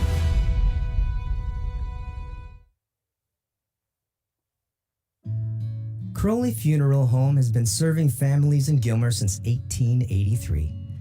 Funeral director and Gilmer High School graduate Troy Murray leads the professional staff at Crowley Funeral Home and is committed to providing dignified, respectful, and compassionate assistance to every family in their time of need. Crowley Funeral Home feels strongly about maintaining high standards of excellent service while still keeping prices affordable.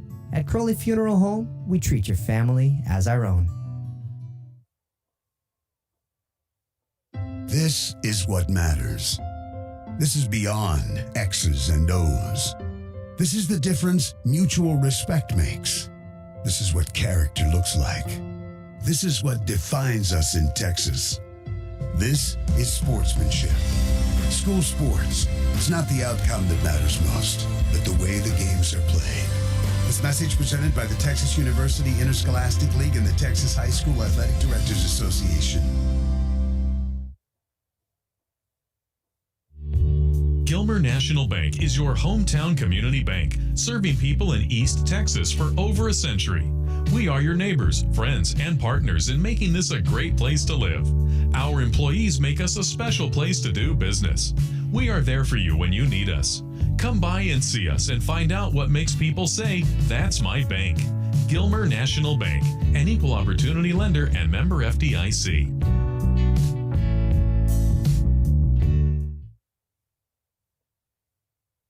Hey, East Texas, Matt Darby here, and I serve as one of the pastors at New Beginnings Baptist Church in Gilmer and in Longview. Let me ask you a question. Are you looking for hope in your life right now?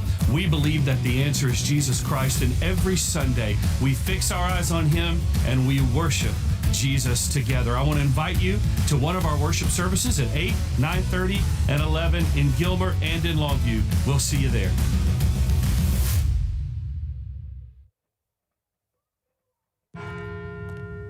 At Farmers Insurance, we've seen almost everything, so we know how to cover almost anything, even a rock and wreck.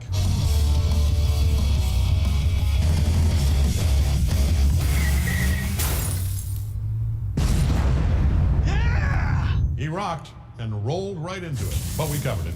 At Farmers, we know a thing or two because we've seen a thing or two. We are farmers. Bum, bum, bum, bum, bum, bum.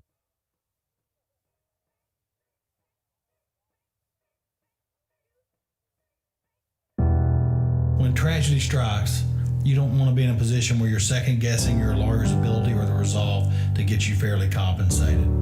When you hire Godarsey & Young, you know you're hiring a law firm that has nationally ranked settlements and verdicts.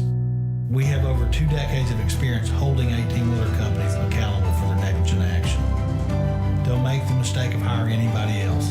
Hire the best. Hire Godarsey & Young.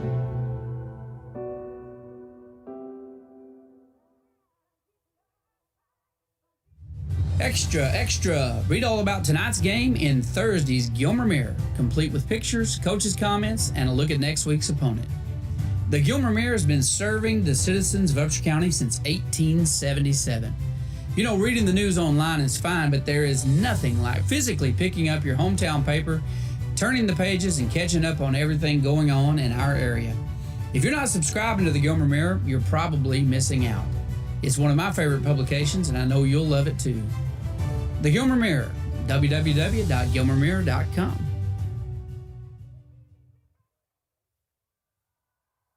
Looking for future leaders we can trust and believe in? Look no further than the high school student athletes right here in Texas. High school sports teach young people how to be effective leaders. It begins by making their grades and being on time for practice. It includes learning to listen, following directions, accepting responsibility, being a good role model. And it's about respect for officials, opponents, the rules, and each other. The result?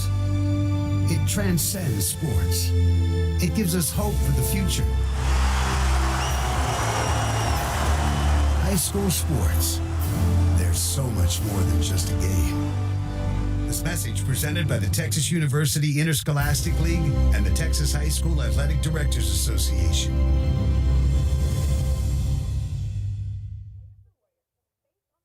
Because of investments in our surrounding infrastructure, eTex offers advanced improvements in internet connections, service experience, and quality of life for our customers.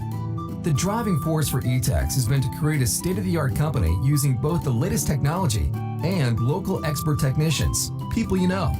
And best of all, a certified support team that delivers quality support within hours, not days.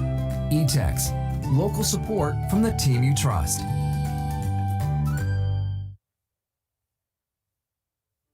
Growing up as a child in East Texas, I was always taught that I had to outwork my opponent. That same principle has carried over into our law firm. And for over 20 years, we've outworked each and every insurance company, lawyer, or corporation we've gone against. If you look at our results, they prove it. Put us to work for you, and we promise to never stray from the same East Texas work ethic that you were raised on.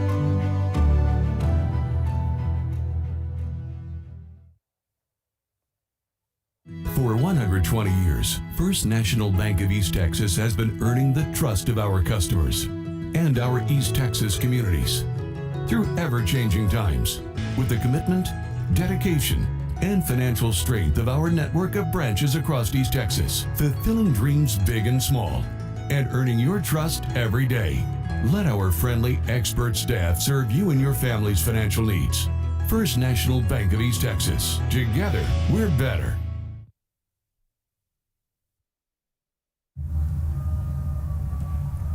All right, Jeff, we're back with our halftime show, and we will turn the lights on here so we can read some statistics and review the first half. 24-14, your score. The Buckeyes lead by 10 and get the ball back to start the second half. And what a first half it was.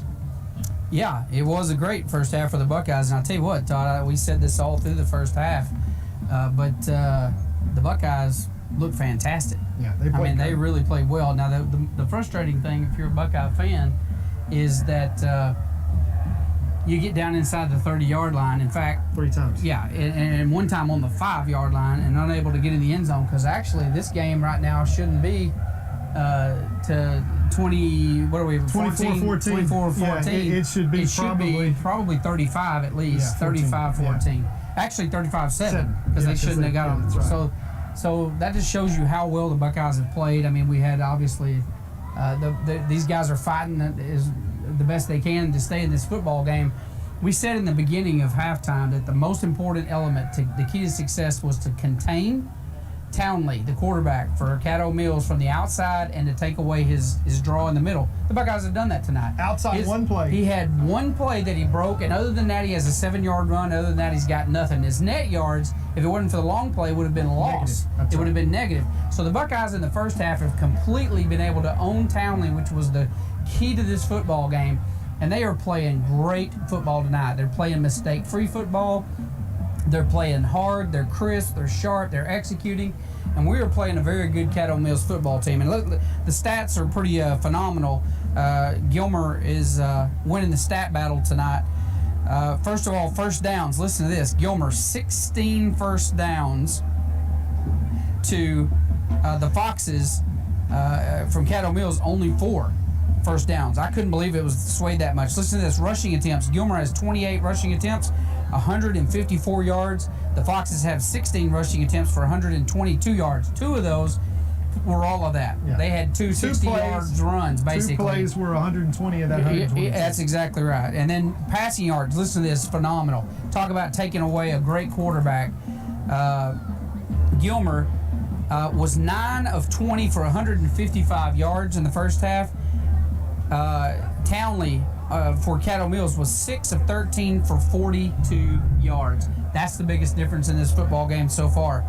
Total offense plays, Gilmer 48 plays for 309 yards. The Foxes only have 29 for 164 yards. Gilmer's even winning time of possession 13-19 to 10-41. And then I thought this was kind of interesting, Todd. Both teams struggling tonight on third down conversions. Gilmer's converted 4 of 8, and the Caddo Mills has converted 4 of 7. So Gilmer basically winning the stats and also winning the football game. Really should probably be, like we said, a little further ahead than 10 points given the stats that we just read and the way the game has actually been tonight. But Caddo Mills has fought their way back in here because of Gilmer's inability to convert 3 scores inside the 30-yard line. Yeah, and it's imperative right now, Jeff, that we break that cycle and that Gilmer, who's going to receive the kickoff, take the ball and go down and score. No, however you got to do it, that is imperative that happens, Jeff, because if we can get that done and go up 17, potentially get a stop and then start basically putting Caddo Mills in a situation where they have got to run the football, putting them in a situation where they absolutely have to push and have to go score as much as they possibly can. That is where we want to have Caddo Mills going into the second half, is playing panicked, playing desperation football, because they got a lot of tricks in the bag, Jeff, still with special teams, etc. They're in this game right now. Down 10 points, they are in this game. They get a stop, they go score, they're within 1 score in this game. Right now is the most critical time that the Buckeyes actually take the ball, go score, and put the pressure on Caddo Mills. Let's get this game, What you can't do is let them get back in the game. You can't let them back in. You've got to score right here on this possession. So you're going to go up 24-14. They're going to go all the way up to 31. And 14, and then just continue that. If you can get another turnover, that's great. But you got to capitalize. You can't give away 3 opportunities not to score. Yeah, and Jeff, the Buckeyes are 193-6 when they score 30 or more points. Yeah. So it is a big deal right now if the Buckeyes get to that 30-point marker. Get to that 30-point margin. All right, so the Buckeyes are going to take over, and the first offensive possession will be theirs, as they won the toss at the beginning of the game and elected to defer to the second half. So they'll be getting the kickoff. Kickoff return team is on the field, and Caddo Mills hadn't made their way out yet, but they're bringing their kickoff team tonight onto the field. And it might be interesting. You never know how aggressive these guys are. They could come out with an onside kick right from the start. They're down know. 10 points. You never know. And so this could be interesting. We'll see what they decide to do. Buckeyes have got some good hands up on the front line anticipating it. So we'll see what they're thinking about doing. As they know that is a possibility as well. So a lot of energy in the stands tonight. Buckeyes and Caddo Mills fans. They're going to do a high pooch kick. Going to be caught by Dylan Fluellen. Dylan dodges some tackles down the sideline. He goes, and look at this guy. He's going to take it. No! They tripped him up at the last minute. I mean, I thought he had already broke it, and they tripped him at the last second. He is down at the 30-yard line of Caddo Mills. What a great field position to start with if you're the Buckeyes. Wait, we've got some kind of a flag down here all the way back at the 35-yard line. They're talking to Coach Metzel. Correction, that'll be Adrian back. Let's see what this call is. I don't know if there's a flag. And, yeah, they're talking to Coach Metzel, so that's not a good sign. That could mean that they're going to have to kick it again. Or depending on what the penalty that might be assessed. Personal foul. Receiving team. After he blocked the runner out of bounds, he continues to block out of bounds. Personal foul, 15 yards, first down Gilmer. Okay, so they're gonna give us a personal foul against Rowan Fluellen for blocking. Yeah, and and they're going to back us up 15 yards. So instead of being from the spot of the foul, so instead of being on the 37-yard penalty. Yeah, that is a 37-yard penalty. Still good field position, just not exactly what we had hoped for. Look at this. It's not a 37-yard penalty. They're going to take this all the way back to the 21-yard line. 52-yard penalty. Instead of the 30-yard line, we're going to be on the 21-yard line. Instead of the 30-yard line of Caddo Mills, we're at the 21-yard line of the Buckeyes. Unbelievable, Jeff. So you just like to see the Buckeyes shove one down their throats right here. Heavy pressure. Tennyson running for his life. Picking up some blocks, cuts out to the left side, and picks up some decent yardage. I think he may even got a first down. Yeah, that is a great wheels by Brandon. He ran 75 yards to get it, but he got it. Yeah, let's bring up, that's going to be called, let's call that 2.5 yard to go. And that's just unbelievable to me, Jeff, that would be called out of bounds by the side judge over here. That's a 51-yard penalty, Jeff. Unreal. That's a big one. Here's the snap. Handoff to Haynes. He's got guys chasing him. He finds a gap, gets the first down all the way to the 39-yard line. Nice run by Haynes. Yeah, and the Buckeye offense picking it up on the ground as they've got these Caddo Mills Foxes who've been playing most of those guys both ways. Look at the hands on the hips, Jeff. And we're only 2 plays in to the second half. And let's see if the Buckeye offense can really put their will here, stamp it on this game. All right, quarterback keeper. And they did a good job staying home out here. This outside, I think it might have been a corner or maybe a linebacker outside left side. He was just sitting there waiting on Tennyson, who's able to get a couple out of that one. 2nd and 8. That's a design quarterback draw. And to your point, Jeff, guy stayed home and did his job. Yeah, that was the outside linebacker that just squatted. Brandon Tennyson rolls to his left, dumps one complete out to Mason Hurt. Mason's going to fall forward to the 45-yard line. Gonna bring up 3rd and 4, Jeff. The Buckeyes need the 49 for a first down. Mace got out to, they just gave him a terrible spot. They backed him up a yard, so now it's 3rd and 5 from the 44. We're not getting any breaks here to open up the second half so far. Look at, they're leaving number 17, Rolf Llewellyn, completely open right here. All right, they're going to hand off. Number 38, Haynes, comes around the corner, turns upfield, gets the first down. What a block there by number 17, Rolf Llewellyn, who absolutely depletes number 3, the linebacker, and just all of a sudden there was space there. Buckeyes into Caddo Mills territory as they are just eating up the ground game right now behind Haynes and number 11, Brandon Tennyson, with his legs. So far, they've only gone to the air one time here on this drive, now into Caddo Mills territory. Yeah, and if you don't have to, do what's working. 1st and 10 from the Caddo Mills 49-yard line. Here's the snap. Brandon, heavy pressure, rolls to his left side, going to be forced to run. He's going to pick up about 3 on the carry.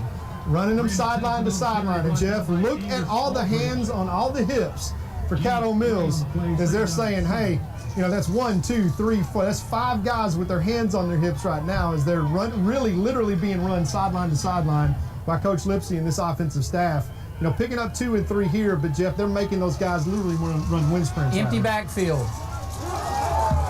Offsides against Caddo Mills, and they were sending number 9 on a stunt. Yeah, and the referee, and he came like 3 yards into the backfield before we even thought of snapping the ball. Yeah, that's a free play if it's offsides, and Caddo, the referee on the sign judge here blows the play dead. So they're calling that unabated to the quarterback. Well, then you know what? They need to check whose quarterback it is. Yeah. Because unabated to the quarterback to us is called a setup.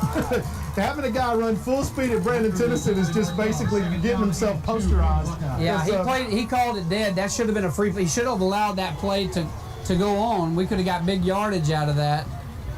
Here's the snap. Hands off to Haynes, left side. Up the middle, Haynes goes. Picks up another first down into the 35-yard line. And Haynes just having the game of his career tonight. Gets better and better and better with every snap, Jeff. He's so patient. And more importantly, number 3, Devion Smith, standing over here getting well on the sidelines while the young sophomore does his thing. Handoff up the middle. Haynes broke one. Up the middle. He's still going. Down to the 15-yard line. And Haynes is just Ditto what we just said to the last play. Yeah, just putting on a clinic.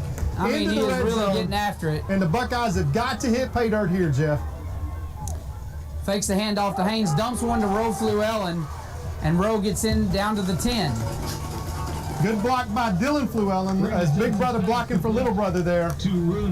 Picks up about 6 yards, and they need 3 more yards in their first and goal, Jeff. All right, one back in the backfield. Fakes the handoff. He has to step up, forced out of the pocket, breaks 3 tackles, headed to the end zone. Will he get there? He does. Brandon Tennyson gets the score, and then lands in a tire on the end of the end zone.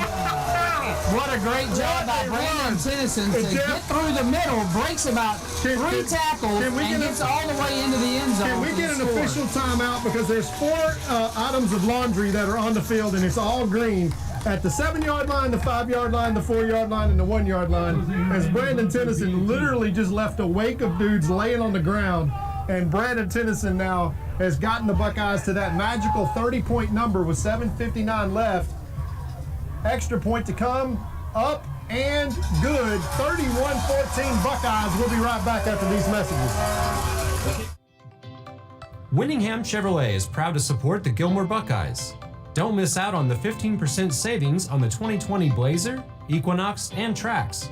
And remember, our service department is now open Saturday 8 to 12. Stop by and see Jay, Roger, and Lindsay at Winningham Chevrolet.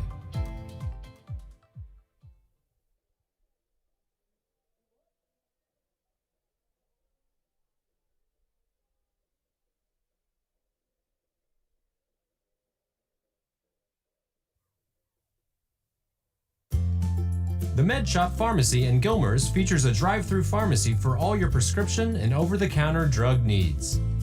Place refills using our free phone app RX2Go or use our convenient auto refill line 24/7 at 903-680-2626. Stop by and see our unique gift items for all occasions or visit us on the web at gilmermedshop.com. And don't forget, the Med Shop is your flu shot and vaccine headquarters for the fall and winter season. The Med Shop Pharmacy, your friendly hometown pharmacy. All right, don't look now, but the kicker is not Chavez. It is number 29, or No, it's Chavez, not Hernandez. And you know, they may be setting them up for an onside later. I doubt they'll do it right here, no need. But Chavez has got a deadly onside kick if he decides to do it. Left-footed. And he can certainly do it. They're going to let him kick this one. He kicks it deep, actually. They're going to call that a delay of game. Unbelievable. This umpire over here, or this line judge over here, Jeff, is just killing us. Delay of game. On the kicking team. 5-yard penalty.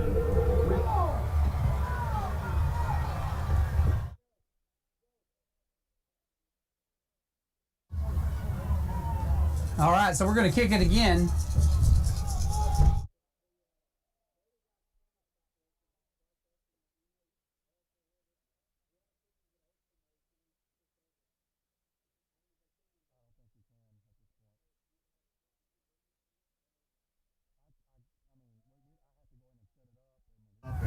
All right, we're back here, folks. Going to kick it again. So we're backed up 5 yards, and we're going to kick it again. And Chavez put some leg into that last one, kicked it deep, and he does it again. And that ball is going to be caught at the 20, and he steps out of bounds. Not a wise move. Not a wise move. He should have let that one hit the turf. Absolutely. And hit the turf, and I think he kind of tweaked his hamstring.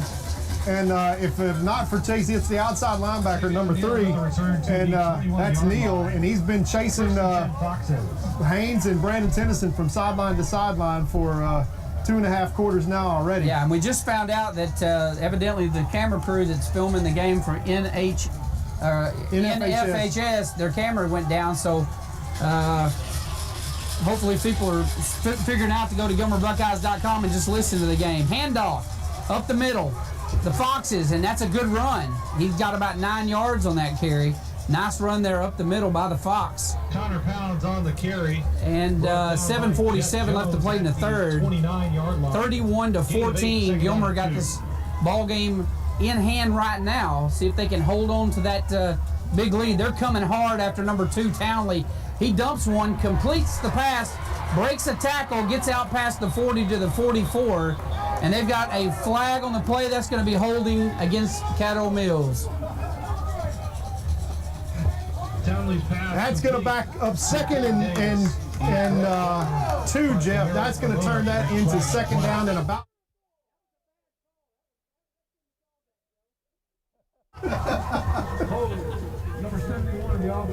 Holding against the offense. The Dodd family is elated.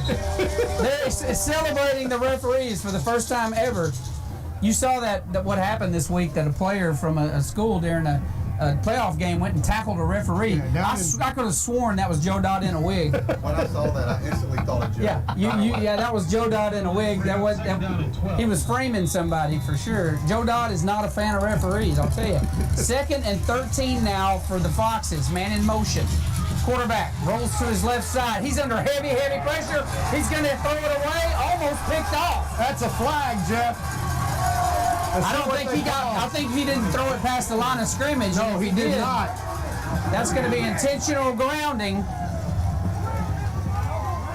We're going to see what they're going to call. Did they say he threw it past the marker? That's the question. Or did they say he was down? His knee was down. No, he let go of the ball, I think, before his knee. Yeah, they're not going to give us 2 breaks in a row. Nevertheless, 3rd down and 13, and the defensive coordinator, Tommy Edwards, brought pressure on that play. That's Arona that's blitzing outside. Talk about some heavy pressure, too. And they have just shut Townley down in this game. He doesn't know what to do. Yeah, well, he doesn't know whether to wind his watch or stack BBs, because the Buckeyes have just taken him out of this game, but all but one play tonight. And here comes the pressure. They are coming after him. He has dumped one off, and he's got a man open. Down the sideline, big play for the Foxes, 1st down. Yeah, that's what Townley does. You got him 3rd down and 12, and you've got to keep him contained. Once he gets outside the pocket, Jeff, there's all kinds of scramble drills that they run. They keep this alive, and really, Jeff, that was their whole life, because if they would have not converted on that 1st down, the Buckeyes are going to get a great field position, already up 17 points in this game. All right, let's see what they're going to do here. They're going to pull up quick pass. I think he caught it, but he may be good for about 4 yards. Pass complete to Caden Davis, Jaden Griffin. We got a injury timeout on the field. We've got a Fox down, and so while they're checking him out, we're going to take a quick commercial break. We'll be right back. Please join Jeff Rash and Alan Metzel each Monday morning for the Gilmer Buckeyes Coaches Show.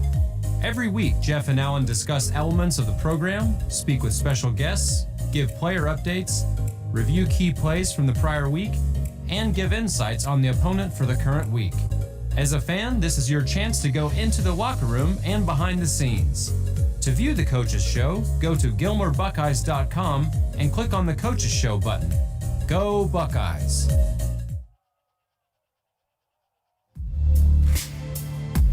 Don't miss the 4A UIL Football State Championships this December. For more information, visit uiltexas.org. Well, injury timeout over. They've got the player off the field. We hope that young man's okay. He walked off on his own. Should be fine. So the Buckeyes looking at a 2nd and 5. Ball spotted on the 44. The Foxes trying to drive the field, feeling desperate with 6:34 left to play in the 3rd. Down 31-14. Here's the snap. Heavy pressure. Drops one over the middle. Almost picked off. Just couldn't get there. That ball was overthrown, and we've got a flag on the play. Looks like they're going to call maybe a late hit. Roughing the passer. They're going to call roughing the passer on the Buckeyes, and that's going to be an automatic 1st down against the Buckeyes. You gotta be kidding me. Yeah, I'm not sure. Tristan McCann coming out of the game. And that is a big penalty. That's 15 yards, automatic 1st down. And that takes them across midfield, gives them an automatic 1st down. They're now on the Buckeye 41-yard line.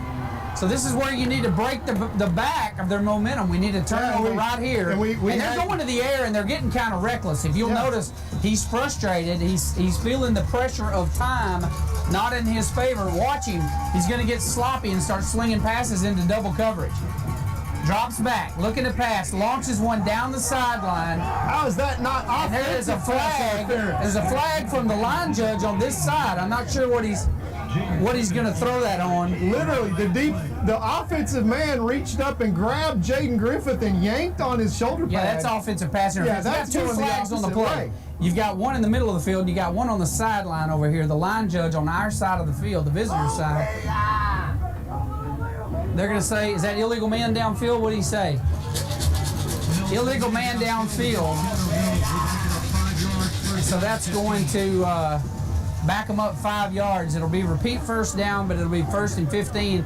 Ball's going to be on now the 44-yard line of the Buckeyes. So repeat first down, though.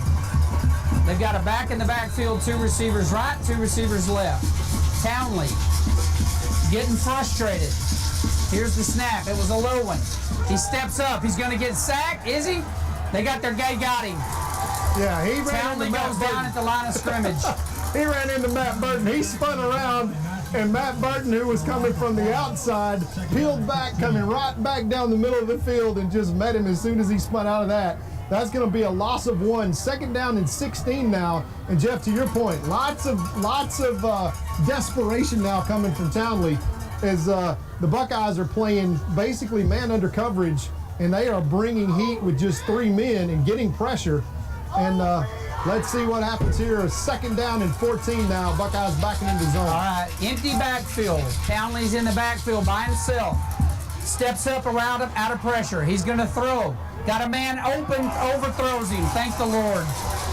Incomplete. That would have been a first down, easily. And it throws over. He's rolling with pressure and has to throw against his body, opposite side, and just overthrows it. That was a lucky break for the Buckeyes. 3rd and 15.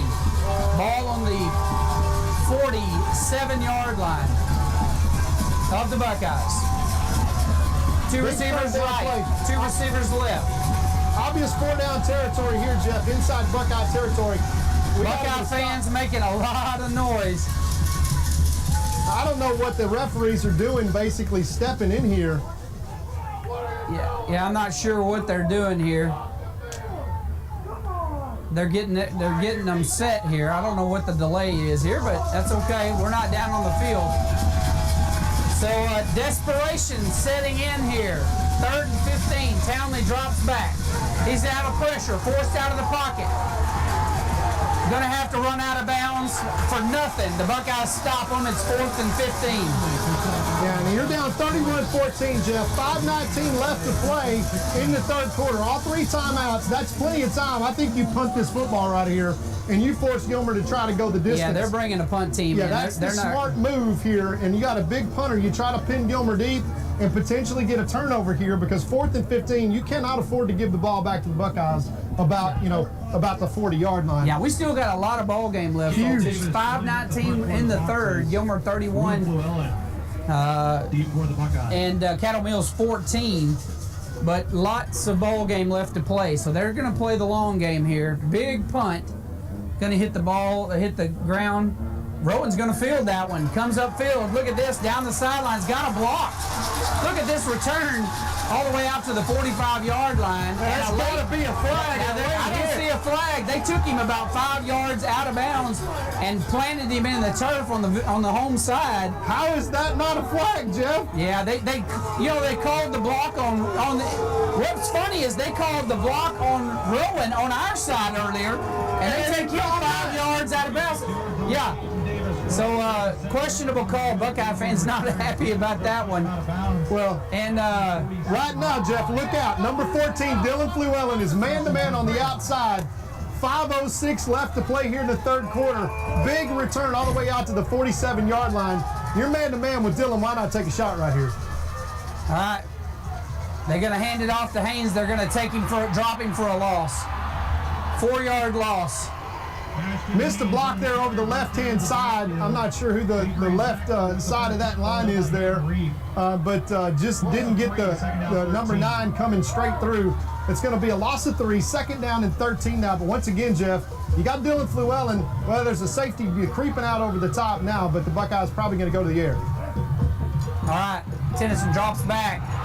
Look at this, it's batted down, and I thought Tennyson picked it up and caught it. And evidently, they say it hit the ground. It looked like he actually caught it. And listen to this, you want to talk about a good ball game? I'm getting updates here. Carthage 24-7. Salina takes the lead 21-20. Both teams look like college players, is what they're reporting. So here's the snap. Tennyson rolls to his right side. Got time. Forced out of the pocket. He runs up the middle. He's going to get about 6 yards on the carry, but that's going to put him in 4th and 8. 4th and 8. I think they're going to go punt this ball right here, Jeff. 4:13 left and counting. 30 seconds to take off the play clock right here. That's smart football by Coach Metzel. Well, he knows there's a lot of game left here. This is 4:02 left in the game, or in the third quarter, rather. Jose Hernandez lined up the punt. Buckeyes not in a hurry here. They're going to let the play clock click all the way down. Hernandez into punt with 5 seconds left. And Hernandez puts his foot in it, and it's going to go out of bounds around the 20-yard line. So that's good. We got 1st and 10 on the 20-yard line, so Salina's got 80 yards to go. And again, you can feel, Todd, that the pressure that Salina's offense has got to be feeling right now. You're in the 4th, Caddo Mills. I'm sorry. That's it. Y'all know who we're playing. You're previewing. Yeah, ignore your moron announcer. You got 81 yards to go. You're looking at 3:40 left to play in the third quarter, and you're down 17 points. 17 points. So you are feeling the pressure. It's 4th round of the playoffs. High energy in the stadium. They got to go score right here, or it's pretty much. This is where they get dangerous. They'll start slinging things that they shouldn't throw, and this is a good opportunity right here for the Buckeyes to get a pick. Man-to-man coverage at the top side with Jaden Griffin on that big, tall receiver out there. And they're going to throw a go route down the side. Nope, handoff up the middle. Burton drags him down. Several Buckeyes in on the tackle. That was Burton and Cody Guidry. Good run, though. Got about 7 yards on the carry. 2nd and 3. Down to the 26-yard line. Yeah, and that's not a play, Jeff, that takes 30 seconds off the clock right now that the Buckeyes are too worried about. They just don't want to get any big plays right here. They want to force everything in front of them and try to get to a 3rd down scenario and get off the field. All right, here's the snap. Handoff up the middle once again. He's fighting his way forward, probably got the 1st down. Adrian Baxter on the carry. Got 2 straight running plays, and for the Buckeyes, that is a minute and change off the clock. They'll stop the clock momentarily to move the chains here out to the 32. First down. All right, Salina, 1st and 10, ball spotted on their own 32-yard line.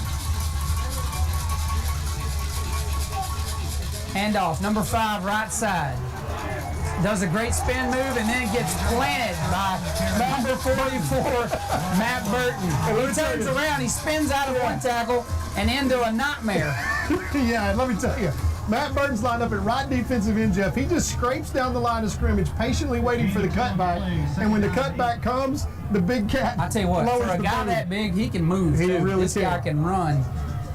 And he is devastating out there on that defensive end position.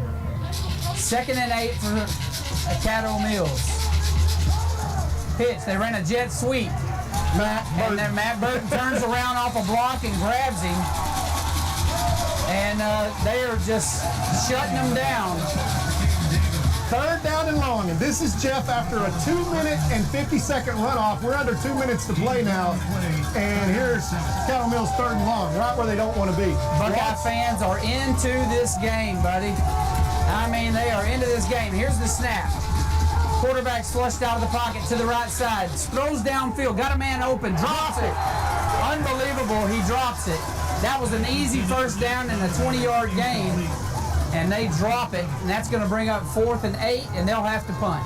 Yeah, I think you have to, Jeff. And you're going to basically bring everything down to 1 quarter you're down 17 points, and you're going to have to basically say, hey, we got to give the ball back to the Gilmer offense. We got to score 3 times to keep them from scoring at all.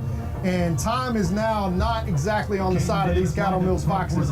Jeff, the Buckeyes, once again, of the last 20 years, 193-6 when they scored 30 points, 31-14 right now, and things are looking better and better for the Buckeyes.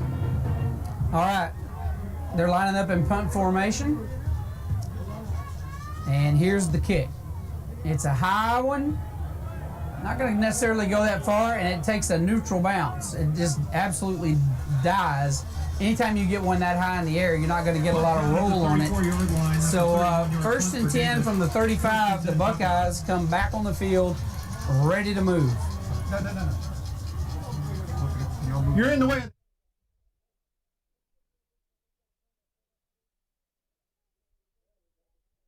Kick over to the scoreboard. Thanks, guys. 1st and 10 Buckeyes from their own 34-yard line. Jeff, 1:36 left in the 3rd quarter. Up 31-14. Now we can start talking about nails in the coffin. The Buckeyes can maintain a long drive here, balanced run and pass, and go score. They will take themselves a long way towards the semifinals. They stunted, and that quick pass out to Rowan Fluellen. Look at that second effort that he dives for the first down marker, and they're going to give it to him. They're going to move the chains. What a great job Fluellen does. They sent number 9 on a stunt, and it backfired because they dumped a quick pass to Rowan Fluellen, and he was out here one-on-one and just second effort. That's not fair. It's like trying to drink a gallon of water all at the same time. It just flowed right around you. Drops back, trying to set up a screen. It's not there. He's going to have to throw it away, and he does. Good job there by Tennyson. Excellent move there by BT. Throw it in the stands, take 2nd down and 10, and live to fight another day. And he's getting better and better, Jeff, at managing the game. And you notice now he's 13 games worth of snaps as the starter deep. And under the tutelage, of course, of Coach Nyes there has been a professional quarterback. Stump Godfrey, who is the quarterback around these parts, he's just getting better and better, and that's good. Buckeyes shift.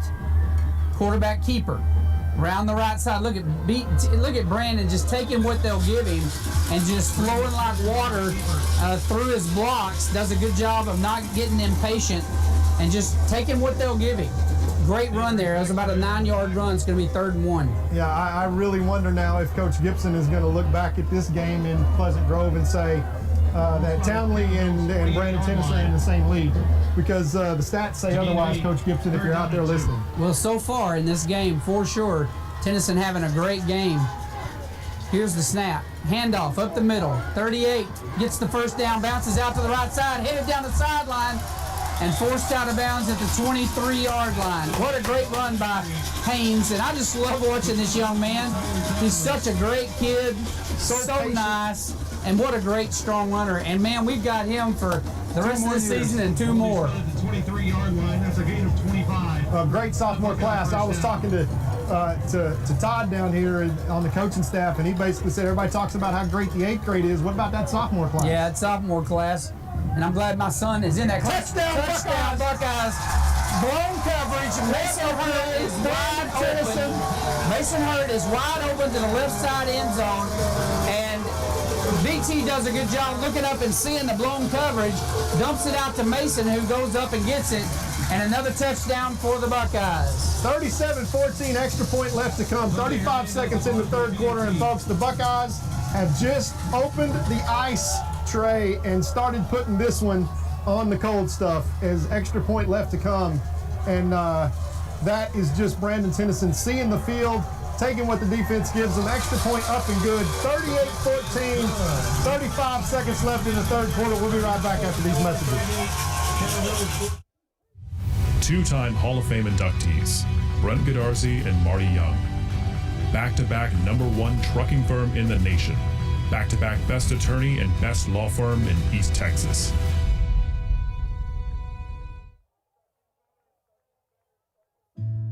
Crowley Funeral Home has been serving families in Gilmer since 1883.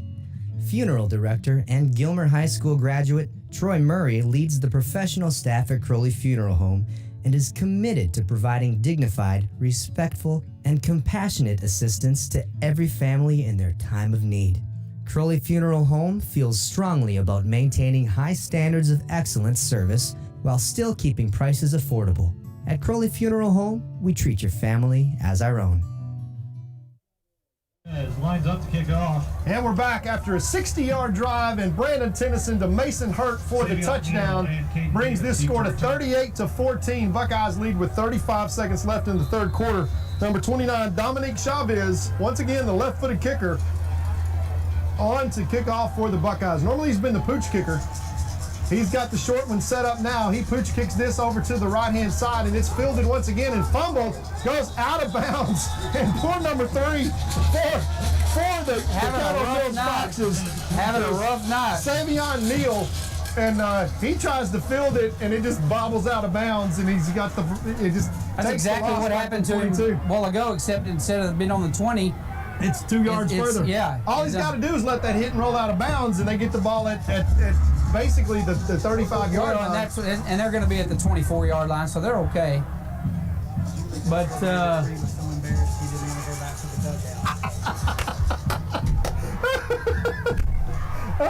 did Julie just say he's so embarrassed he don't want to go back in the dugout? That's what she said. Julie Skinner don't want to go back in the dugout. Look at this, big Matt Burton putting the pressure on the quarterback, but he is able to release it across the middle for a 9-yard pass completion to number 12. And that's just a great job because he was under some heavy pressure. Now, right now, the Buckeyes will take their chances getting heat. Matt Burton just laying his ears back. That's going to be the end of the third quarter. Buckeyes going into the fourth quarter. 38-14 is going to be your lead, Jeff. We'll see if they do let this click off, and I am very sure that they will. Yes, they will. We'll be right back after these messages in the fourth quarter. Buckeyes lead. This is what matters. This is beyond X's and O's.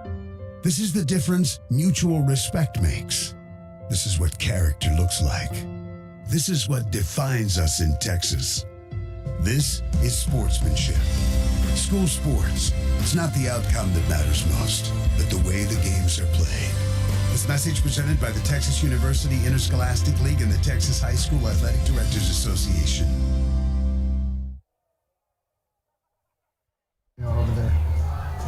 All right, we're back to the action with 38-14. Buckeyes got this game in hand as we start the fourth quarter. Let me tell you what the story of the night is, ladies and gentlemen.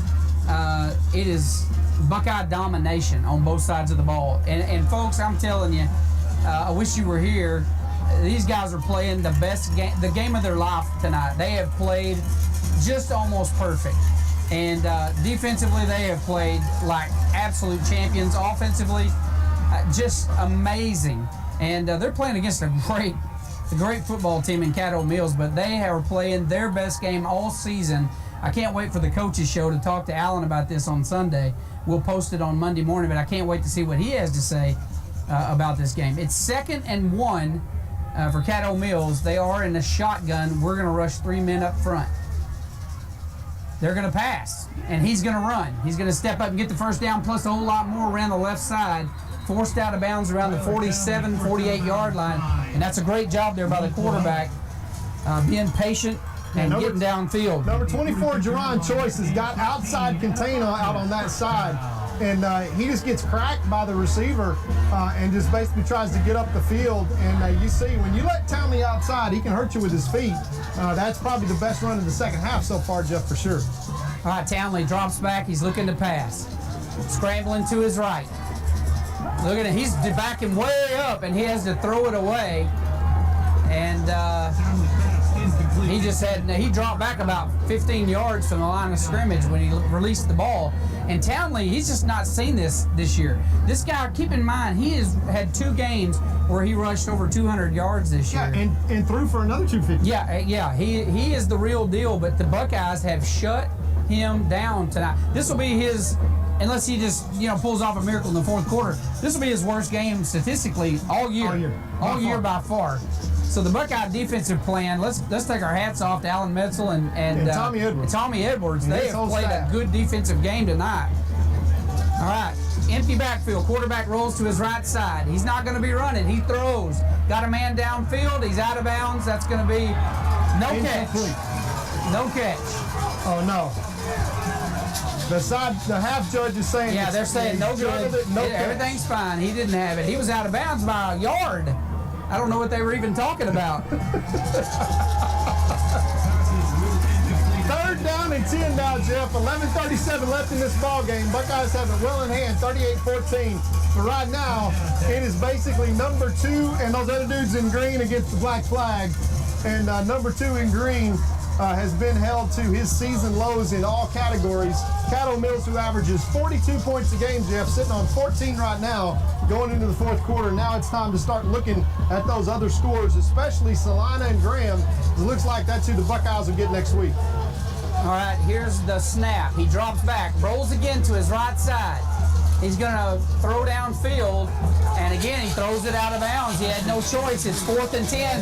Buckeyes secondary playing out of their mind. Yeah, they practiced this, Jeff, all week long with some very talented speedsters, let's put it that way, that wear orange and black that were imitating number 2 Townsley. And it looks like they're going to come in and punt this football. Let me tell you something. I know Carthage is a good football team, but I would love to have played them tonight the way these guys are playing. I'm telling you right Let's now. have another week to get better. Oh my gosh. We're just getting better and better at this point. These guys are playing so well tonight. I'm so impressed and I'm so proud of them. Punt team on the field as it's 4th and 10. High punt. It's going to hit the turf around the 20. We're not going to get a return on this. And this time it takes a good bounce for Caddo Mills all the way to the 10-yard line. So that's a great punt on their part. So Buckeye offense making their way back out. First series of the 4th quarter. They got 90 yards to pay dirt. Let's see what they can get done. Yeah, let's see if the Buckeyes here, Jeff, can just take a big chunk out of this clock and a big chunk out of the Caddo Mills heart and drive the length of the field right here.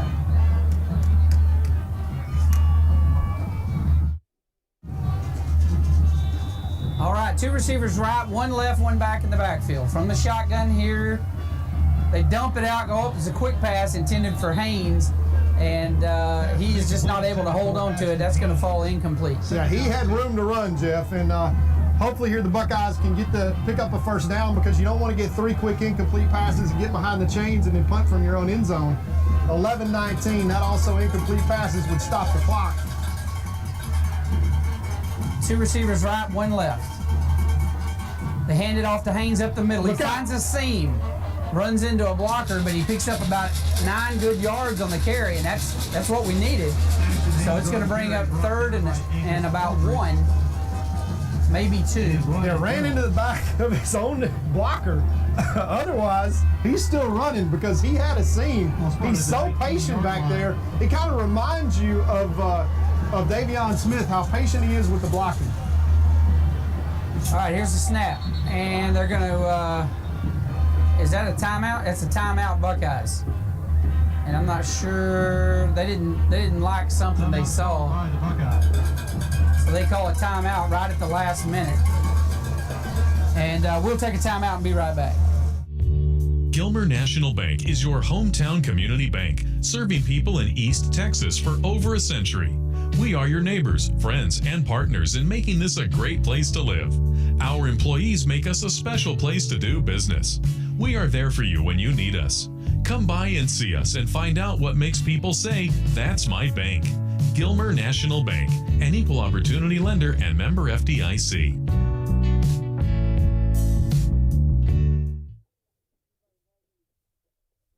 Hey, East Texas, Matt Darby here, and I serve as one of the pastors at New Beginnings Baptist Church in Gilmer and in Longview. Let me ask you a question. Are you looking for hope in your life right now? We believe that the answer is Jesus Christ, and every Sunday we fix our eyes on Him and we worship Jesus together. I want to invite you to one of our worship services at 8, 9:30, and 11 in Gilmer and in Longview. All right, we're back here. 38-14 with 10:47 left in the game. Buckeyes need 2 yards. Quarterback keeper, he's going to get the 2 yards. And that'll move the chains and keep the drive alive. And they're trying to keep the ball now on the ground as much as they can. There's a flag on the play. Flag on the play, so hopefully that's probably going to be, where it was, it may be a hold against Gilmer. That'd be bad. That's going to be whatever it takes to move us backwards. So that would be unfortunate. Instead of getting a first down, we may get a 10-yard penalty. Let's see what they're going to call here. Maybe it was a face mask or something on Caddo Mills. That'd be nice. That'd be a nice Christmas Unsportsmanlike surprise. conduct against Caddo Mills. Caddo Mills, it had to be a face mask. No, it's unsportsmanlike conduct. And that's 15 yards. And that's going to put the Buckeyes all the way out close to the 40. That's going to be all the way to the 38 as the Buckeyes now are going to be able to drive with a little bit It's of been cushion so here. long since I've seen the Buckeyes get a 15-yard penalty. I don't know how to react right now. We need a better show out of Joe than this. Exactly. I really do, We're getting yeah. our money's worth. Yeah, we're watching two good games tonight. The Dodd family in front of us and the game on the field. So First and Buckeyes 10, get a Gilmer. first down automatically. We'll take it.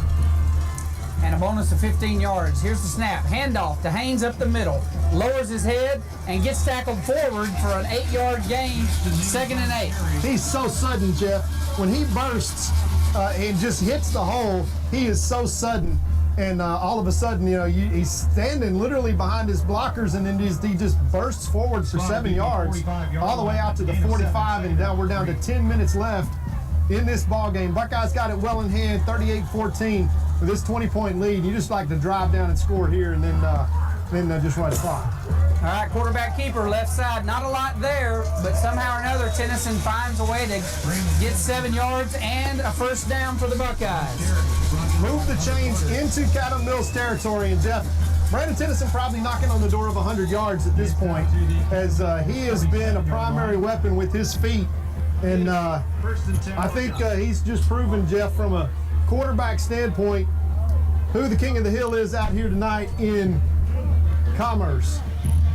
All right, 1st and 10 for the Buckeyes. They hand it off to Haynes. He bounces out to the left side.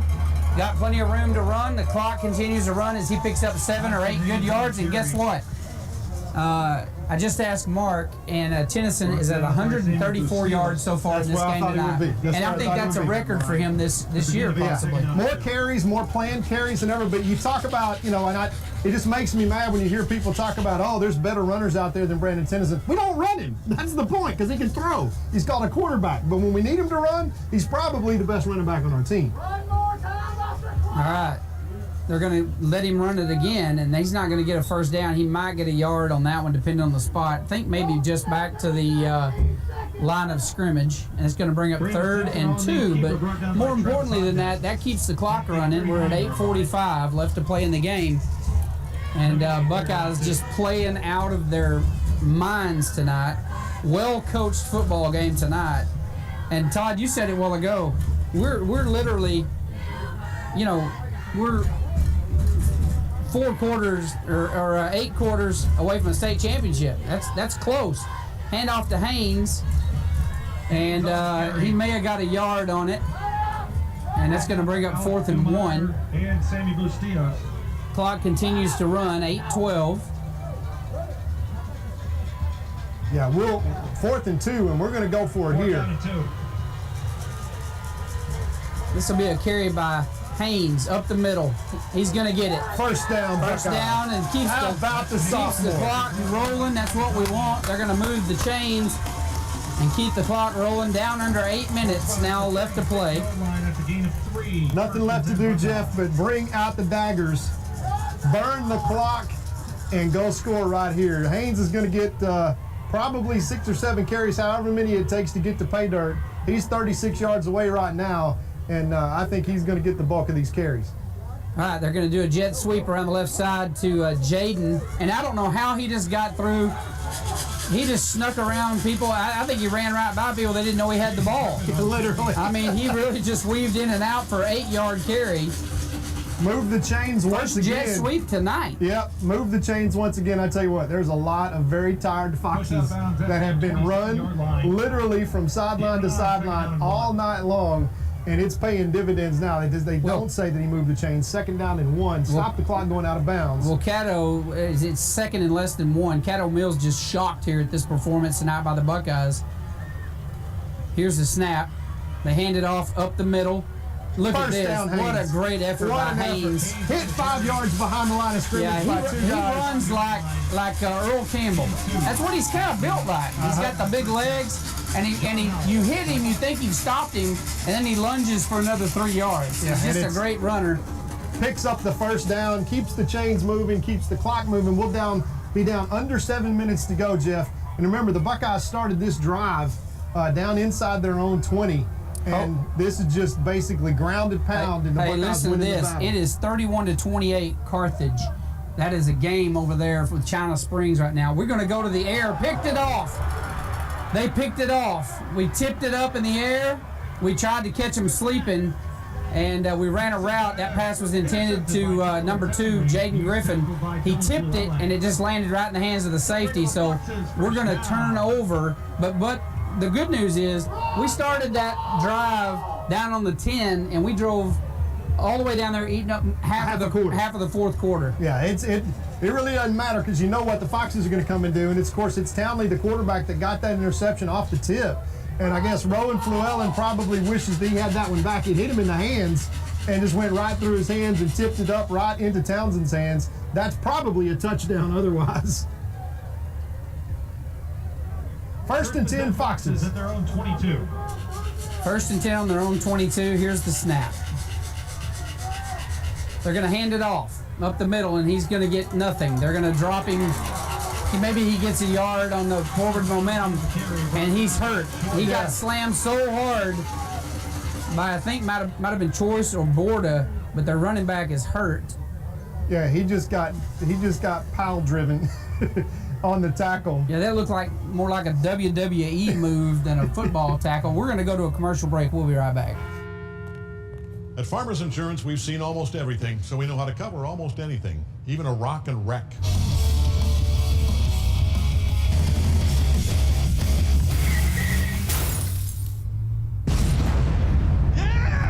He rocked and rolled right into it, but we covered it. At Farmers, we know a thing or two because we've seen a thing or two. We are farmers. Bum, bum, bum, bum, bum, bum.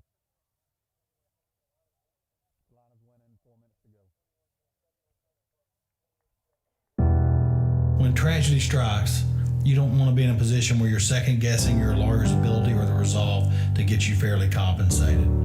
When you hire Godarzi & Young, you know you're hiring a law firm that has nationally ranked settlements and verdicts. We have over 2 decades of experience holding 18-wheeler companies accountable for their negligent action. Don't make the mistake of hiring anybody else. All right, here's the snap. Rolls to his right side, looking to pass. Look at that poise in the pocket. And he hits a man. We got a flag on the play. That's going to be a hold and bring everything back. They pick up about a 10-yard pass right there. Illegal man downfield. That's the second time tonight Caddo Mills has had an illegal man downfield. I think they've got a guard that really wants to be a receiver. Yeah. And that'll back them up once again. The Buckeyes in complete command here, 38-14 with 6:28 left to play in this game. And folks, the Gilmer Buckeyes are going to go take on whoever the winner is of Salina and Graham. And right now, Salina's up 21-20. Yeah, and the Carthage game, somebody, we had a typo. It's actually 38-7 Carthage. They're easily winning that football game, so we apologize for the wrong score. So it's 37-7. Wimberley is up big down south. They're going to play Carthage next week, and it's pretty obvious that the Buckeyes are going to take on either Salina or Graham as the referees, for whatever reason, I guess they're trying to navigate their way back down to Houston where they're from, and that is a legal man downfield for the second time that they call.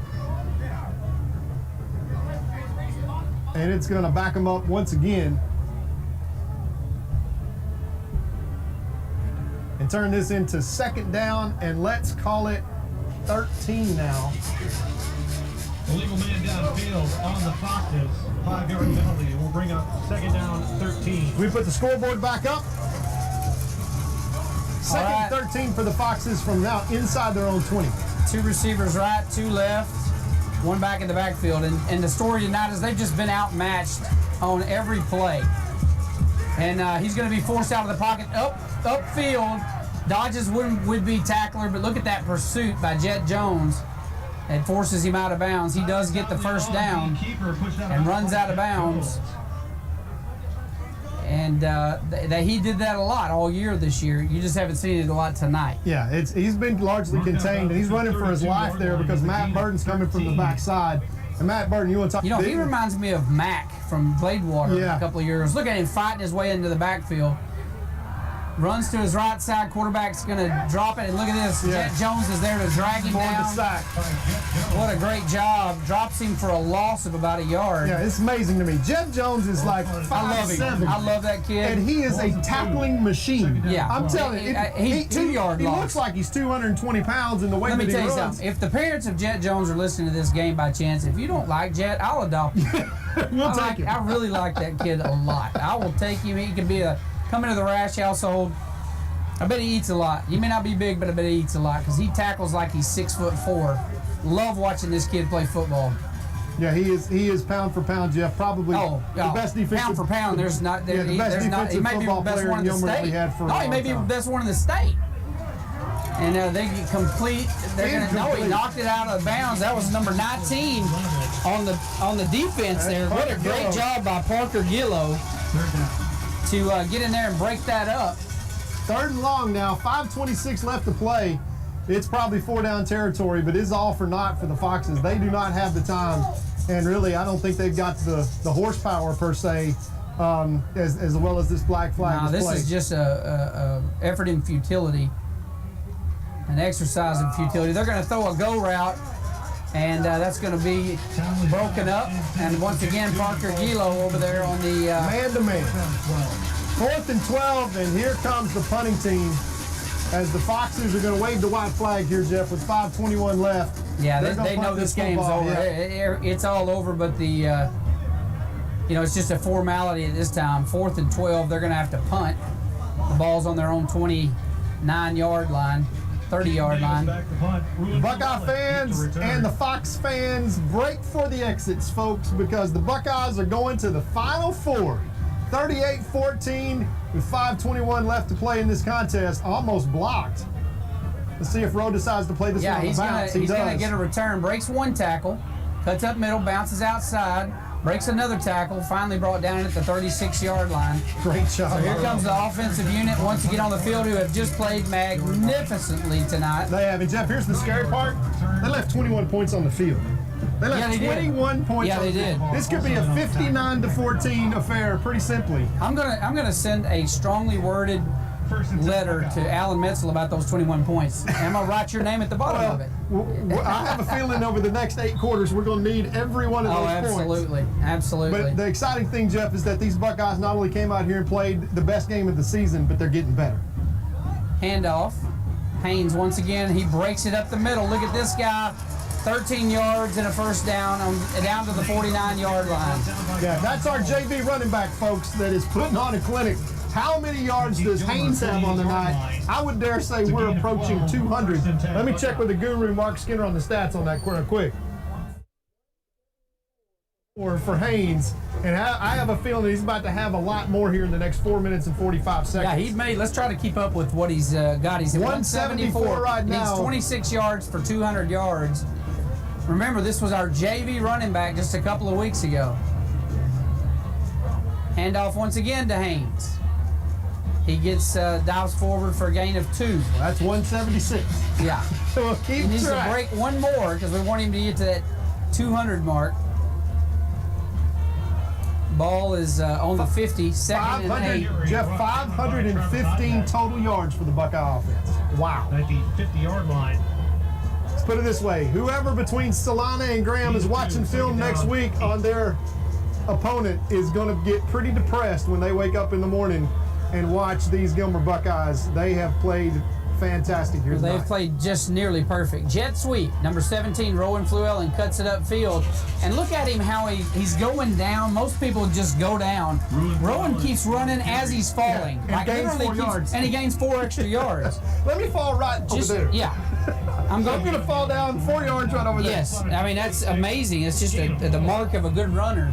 3rd down 4. Yeah, he is so natural, Jeff. I will tell you, as many NFL players as we've seen come through the system, come through Gilmer, and you've seen them as sophomores, and you say, man, that guy's got talent. Jeff, I'll tell you, we have never had a sophomore that is that impressive. Curtis Brown may not have done as much. Not as a sophomore. Not as a sophomore. Hand off to Haynes. Look out. Big running room. He's working on that 200 yards. He's all the way down to the 31-yard line. He's going to be knocking 15, on the door. And he is now just probably 187, 188. We'll start at the 32-yard line. That's a gain of 14. Needs 8 yards. No, 189. 189 yards for Haynes. He needs 11 more to break 200. Wow. That's impressive. Hey, and Davion Smith let me tell you something. Got to sit out tonight. He's 15 years old, by the way. Playing in round 4 of the finals. He's 15 years old, about to put up 200 yards in this game. And how many touchdowns so far? At least one, right? He's got 2. 2 touchdowns. 2 rushing touchdowns tonight. First 2 of the game. And he gets about another 6 or 7 on that one. Yeah, I think he's probably up close to 192. Well, and here's what's depressing. They're going to bring in his replacement. And Travis Hodnett, the other sophomore. Spots the 24-yard line. Gain of 8. Here come Haynes, and he should get a standing ovation from and Michael Colbert's checking into the game now to run. 2:19, 2:18 left on the clock. Yeah, and Rowan Fluellen also coming out of the game, which is good. Dylan Fluellen coming out of the game, which is good. Under 2 minutes now left to play, and we're going to try to pick up this first down, and then we're going to try to go. The ball carrier, he gets tackled instantly. Going to lose a couple of yards. Going to bring up third down. So we can figure out a way to get 5 here, Jeff. We're going to be able to take victory formation and take a victory into the Final Four and the state semifinals. And we will see where we go. Now, word is we'd love to play at Cowboy Stadium next week if we get Graham or Salina, and that would allow us to be able to. So 21 to 20 over Graham. It's been 21-20 for quite a while. That is a battle down there. Hand off to Colbert around the right side, and he is tackled from behind, and that's going to bring up 4th down. Colbert running like the engine's really cold. It's going to bring up 4th down and 5. Here comes Braden Rash into the game. Let's see if Braden Rash can pick up a first down. Well, his career rushing record is 1 carry for 15 yards. Let's see if not bad average.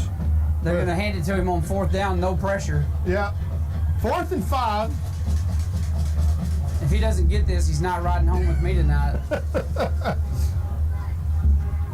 All right, they're going to stunt. Braden up the middle, cuts out to the left side, turns upfield, fumbles the ball.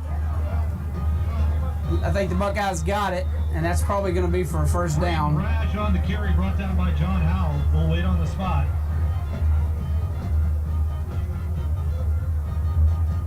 Yes, that is going to be a first down, so give it to him. He's going to get a couple of... Yeah, he earned his supper. Yeah, 38. I think that's his. He got the first down last time he carried the ball, so he did. He's not bad on 3rd or 4th down. One more snap, victory formation, and the Buckeyes are going to take a 38-14 lead.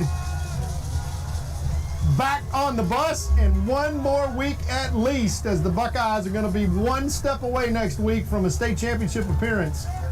Here's the snap. BT takes the knee, and Buckeyes win. 38-14, and I'll bet you that people around the state are going, uh-oh. Here because when Caddo Mills came back at the last 20 seconds to beat Pleasant Grove, everybody went, whoa, they're the real deal.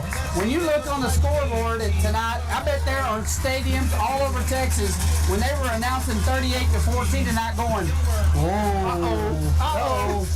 Regional champion Gilmer Buckeyes. Right now, it's still in the 4th quarter. Salina leads 21-20, and is that what's remaining in the game? Yep. With just a few seconds left in the game, so it looks like it's going to be Gilmer Salina again, which is what we kind of figured. Kind of figured. Looked like Graham was going to pull it out tonight, but they didn't. So congratulations to Coach Alan Metzel and his entire coaching crew. They did a great job this year. Buckeyes win 38-14. We're moving on from the 4th round to the 5th round. And Todd, then there were 4. Final 4, folks. Your Gilmer Buckeyes have run the table since the Carthage game. We got a district championship trophy by district area, and now regional champions. Your Gilmer Buckeyes, folks, are on a roll. They are. Look out. And let me tell you something. Tonight, I want to thank our sponsors. We've been playing sponsor commercials tonight. I want to especially thank our title sponsors, Godarzi and Young.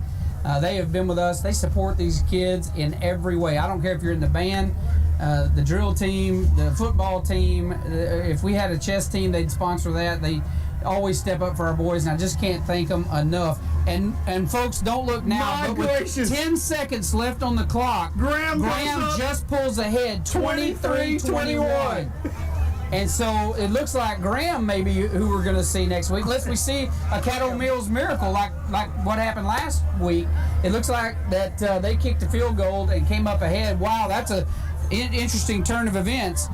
But I want to thank our sponsors for being with us, and thank you so much for all of our listeners at home. We will see you next week, folks, as we take on, looks like Graham, and we don't know where yet. But Most likely we're going to try to play at Cowboy Stadium, according to Coach Metzel. We will see, and we'll make that announcement. Check GilmerBuckeyes.com. Gilmer wins 38-14. We'll see you next week.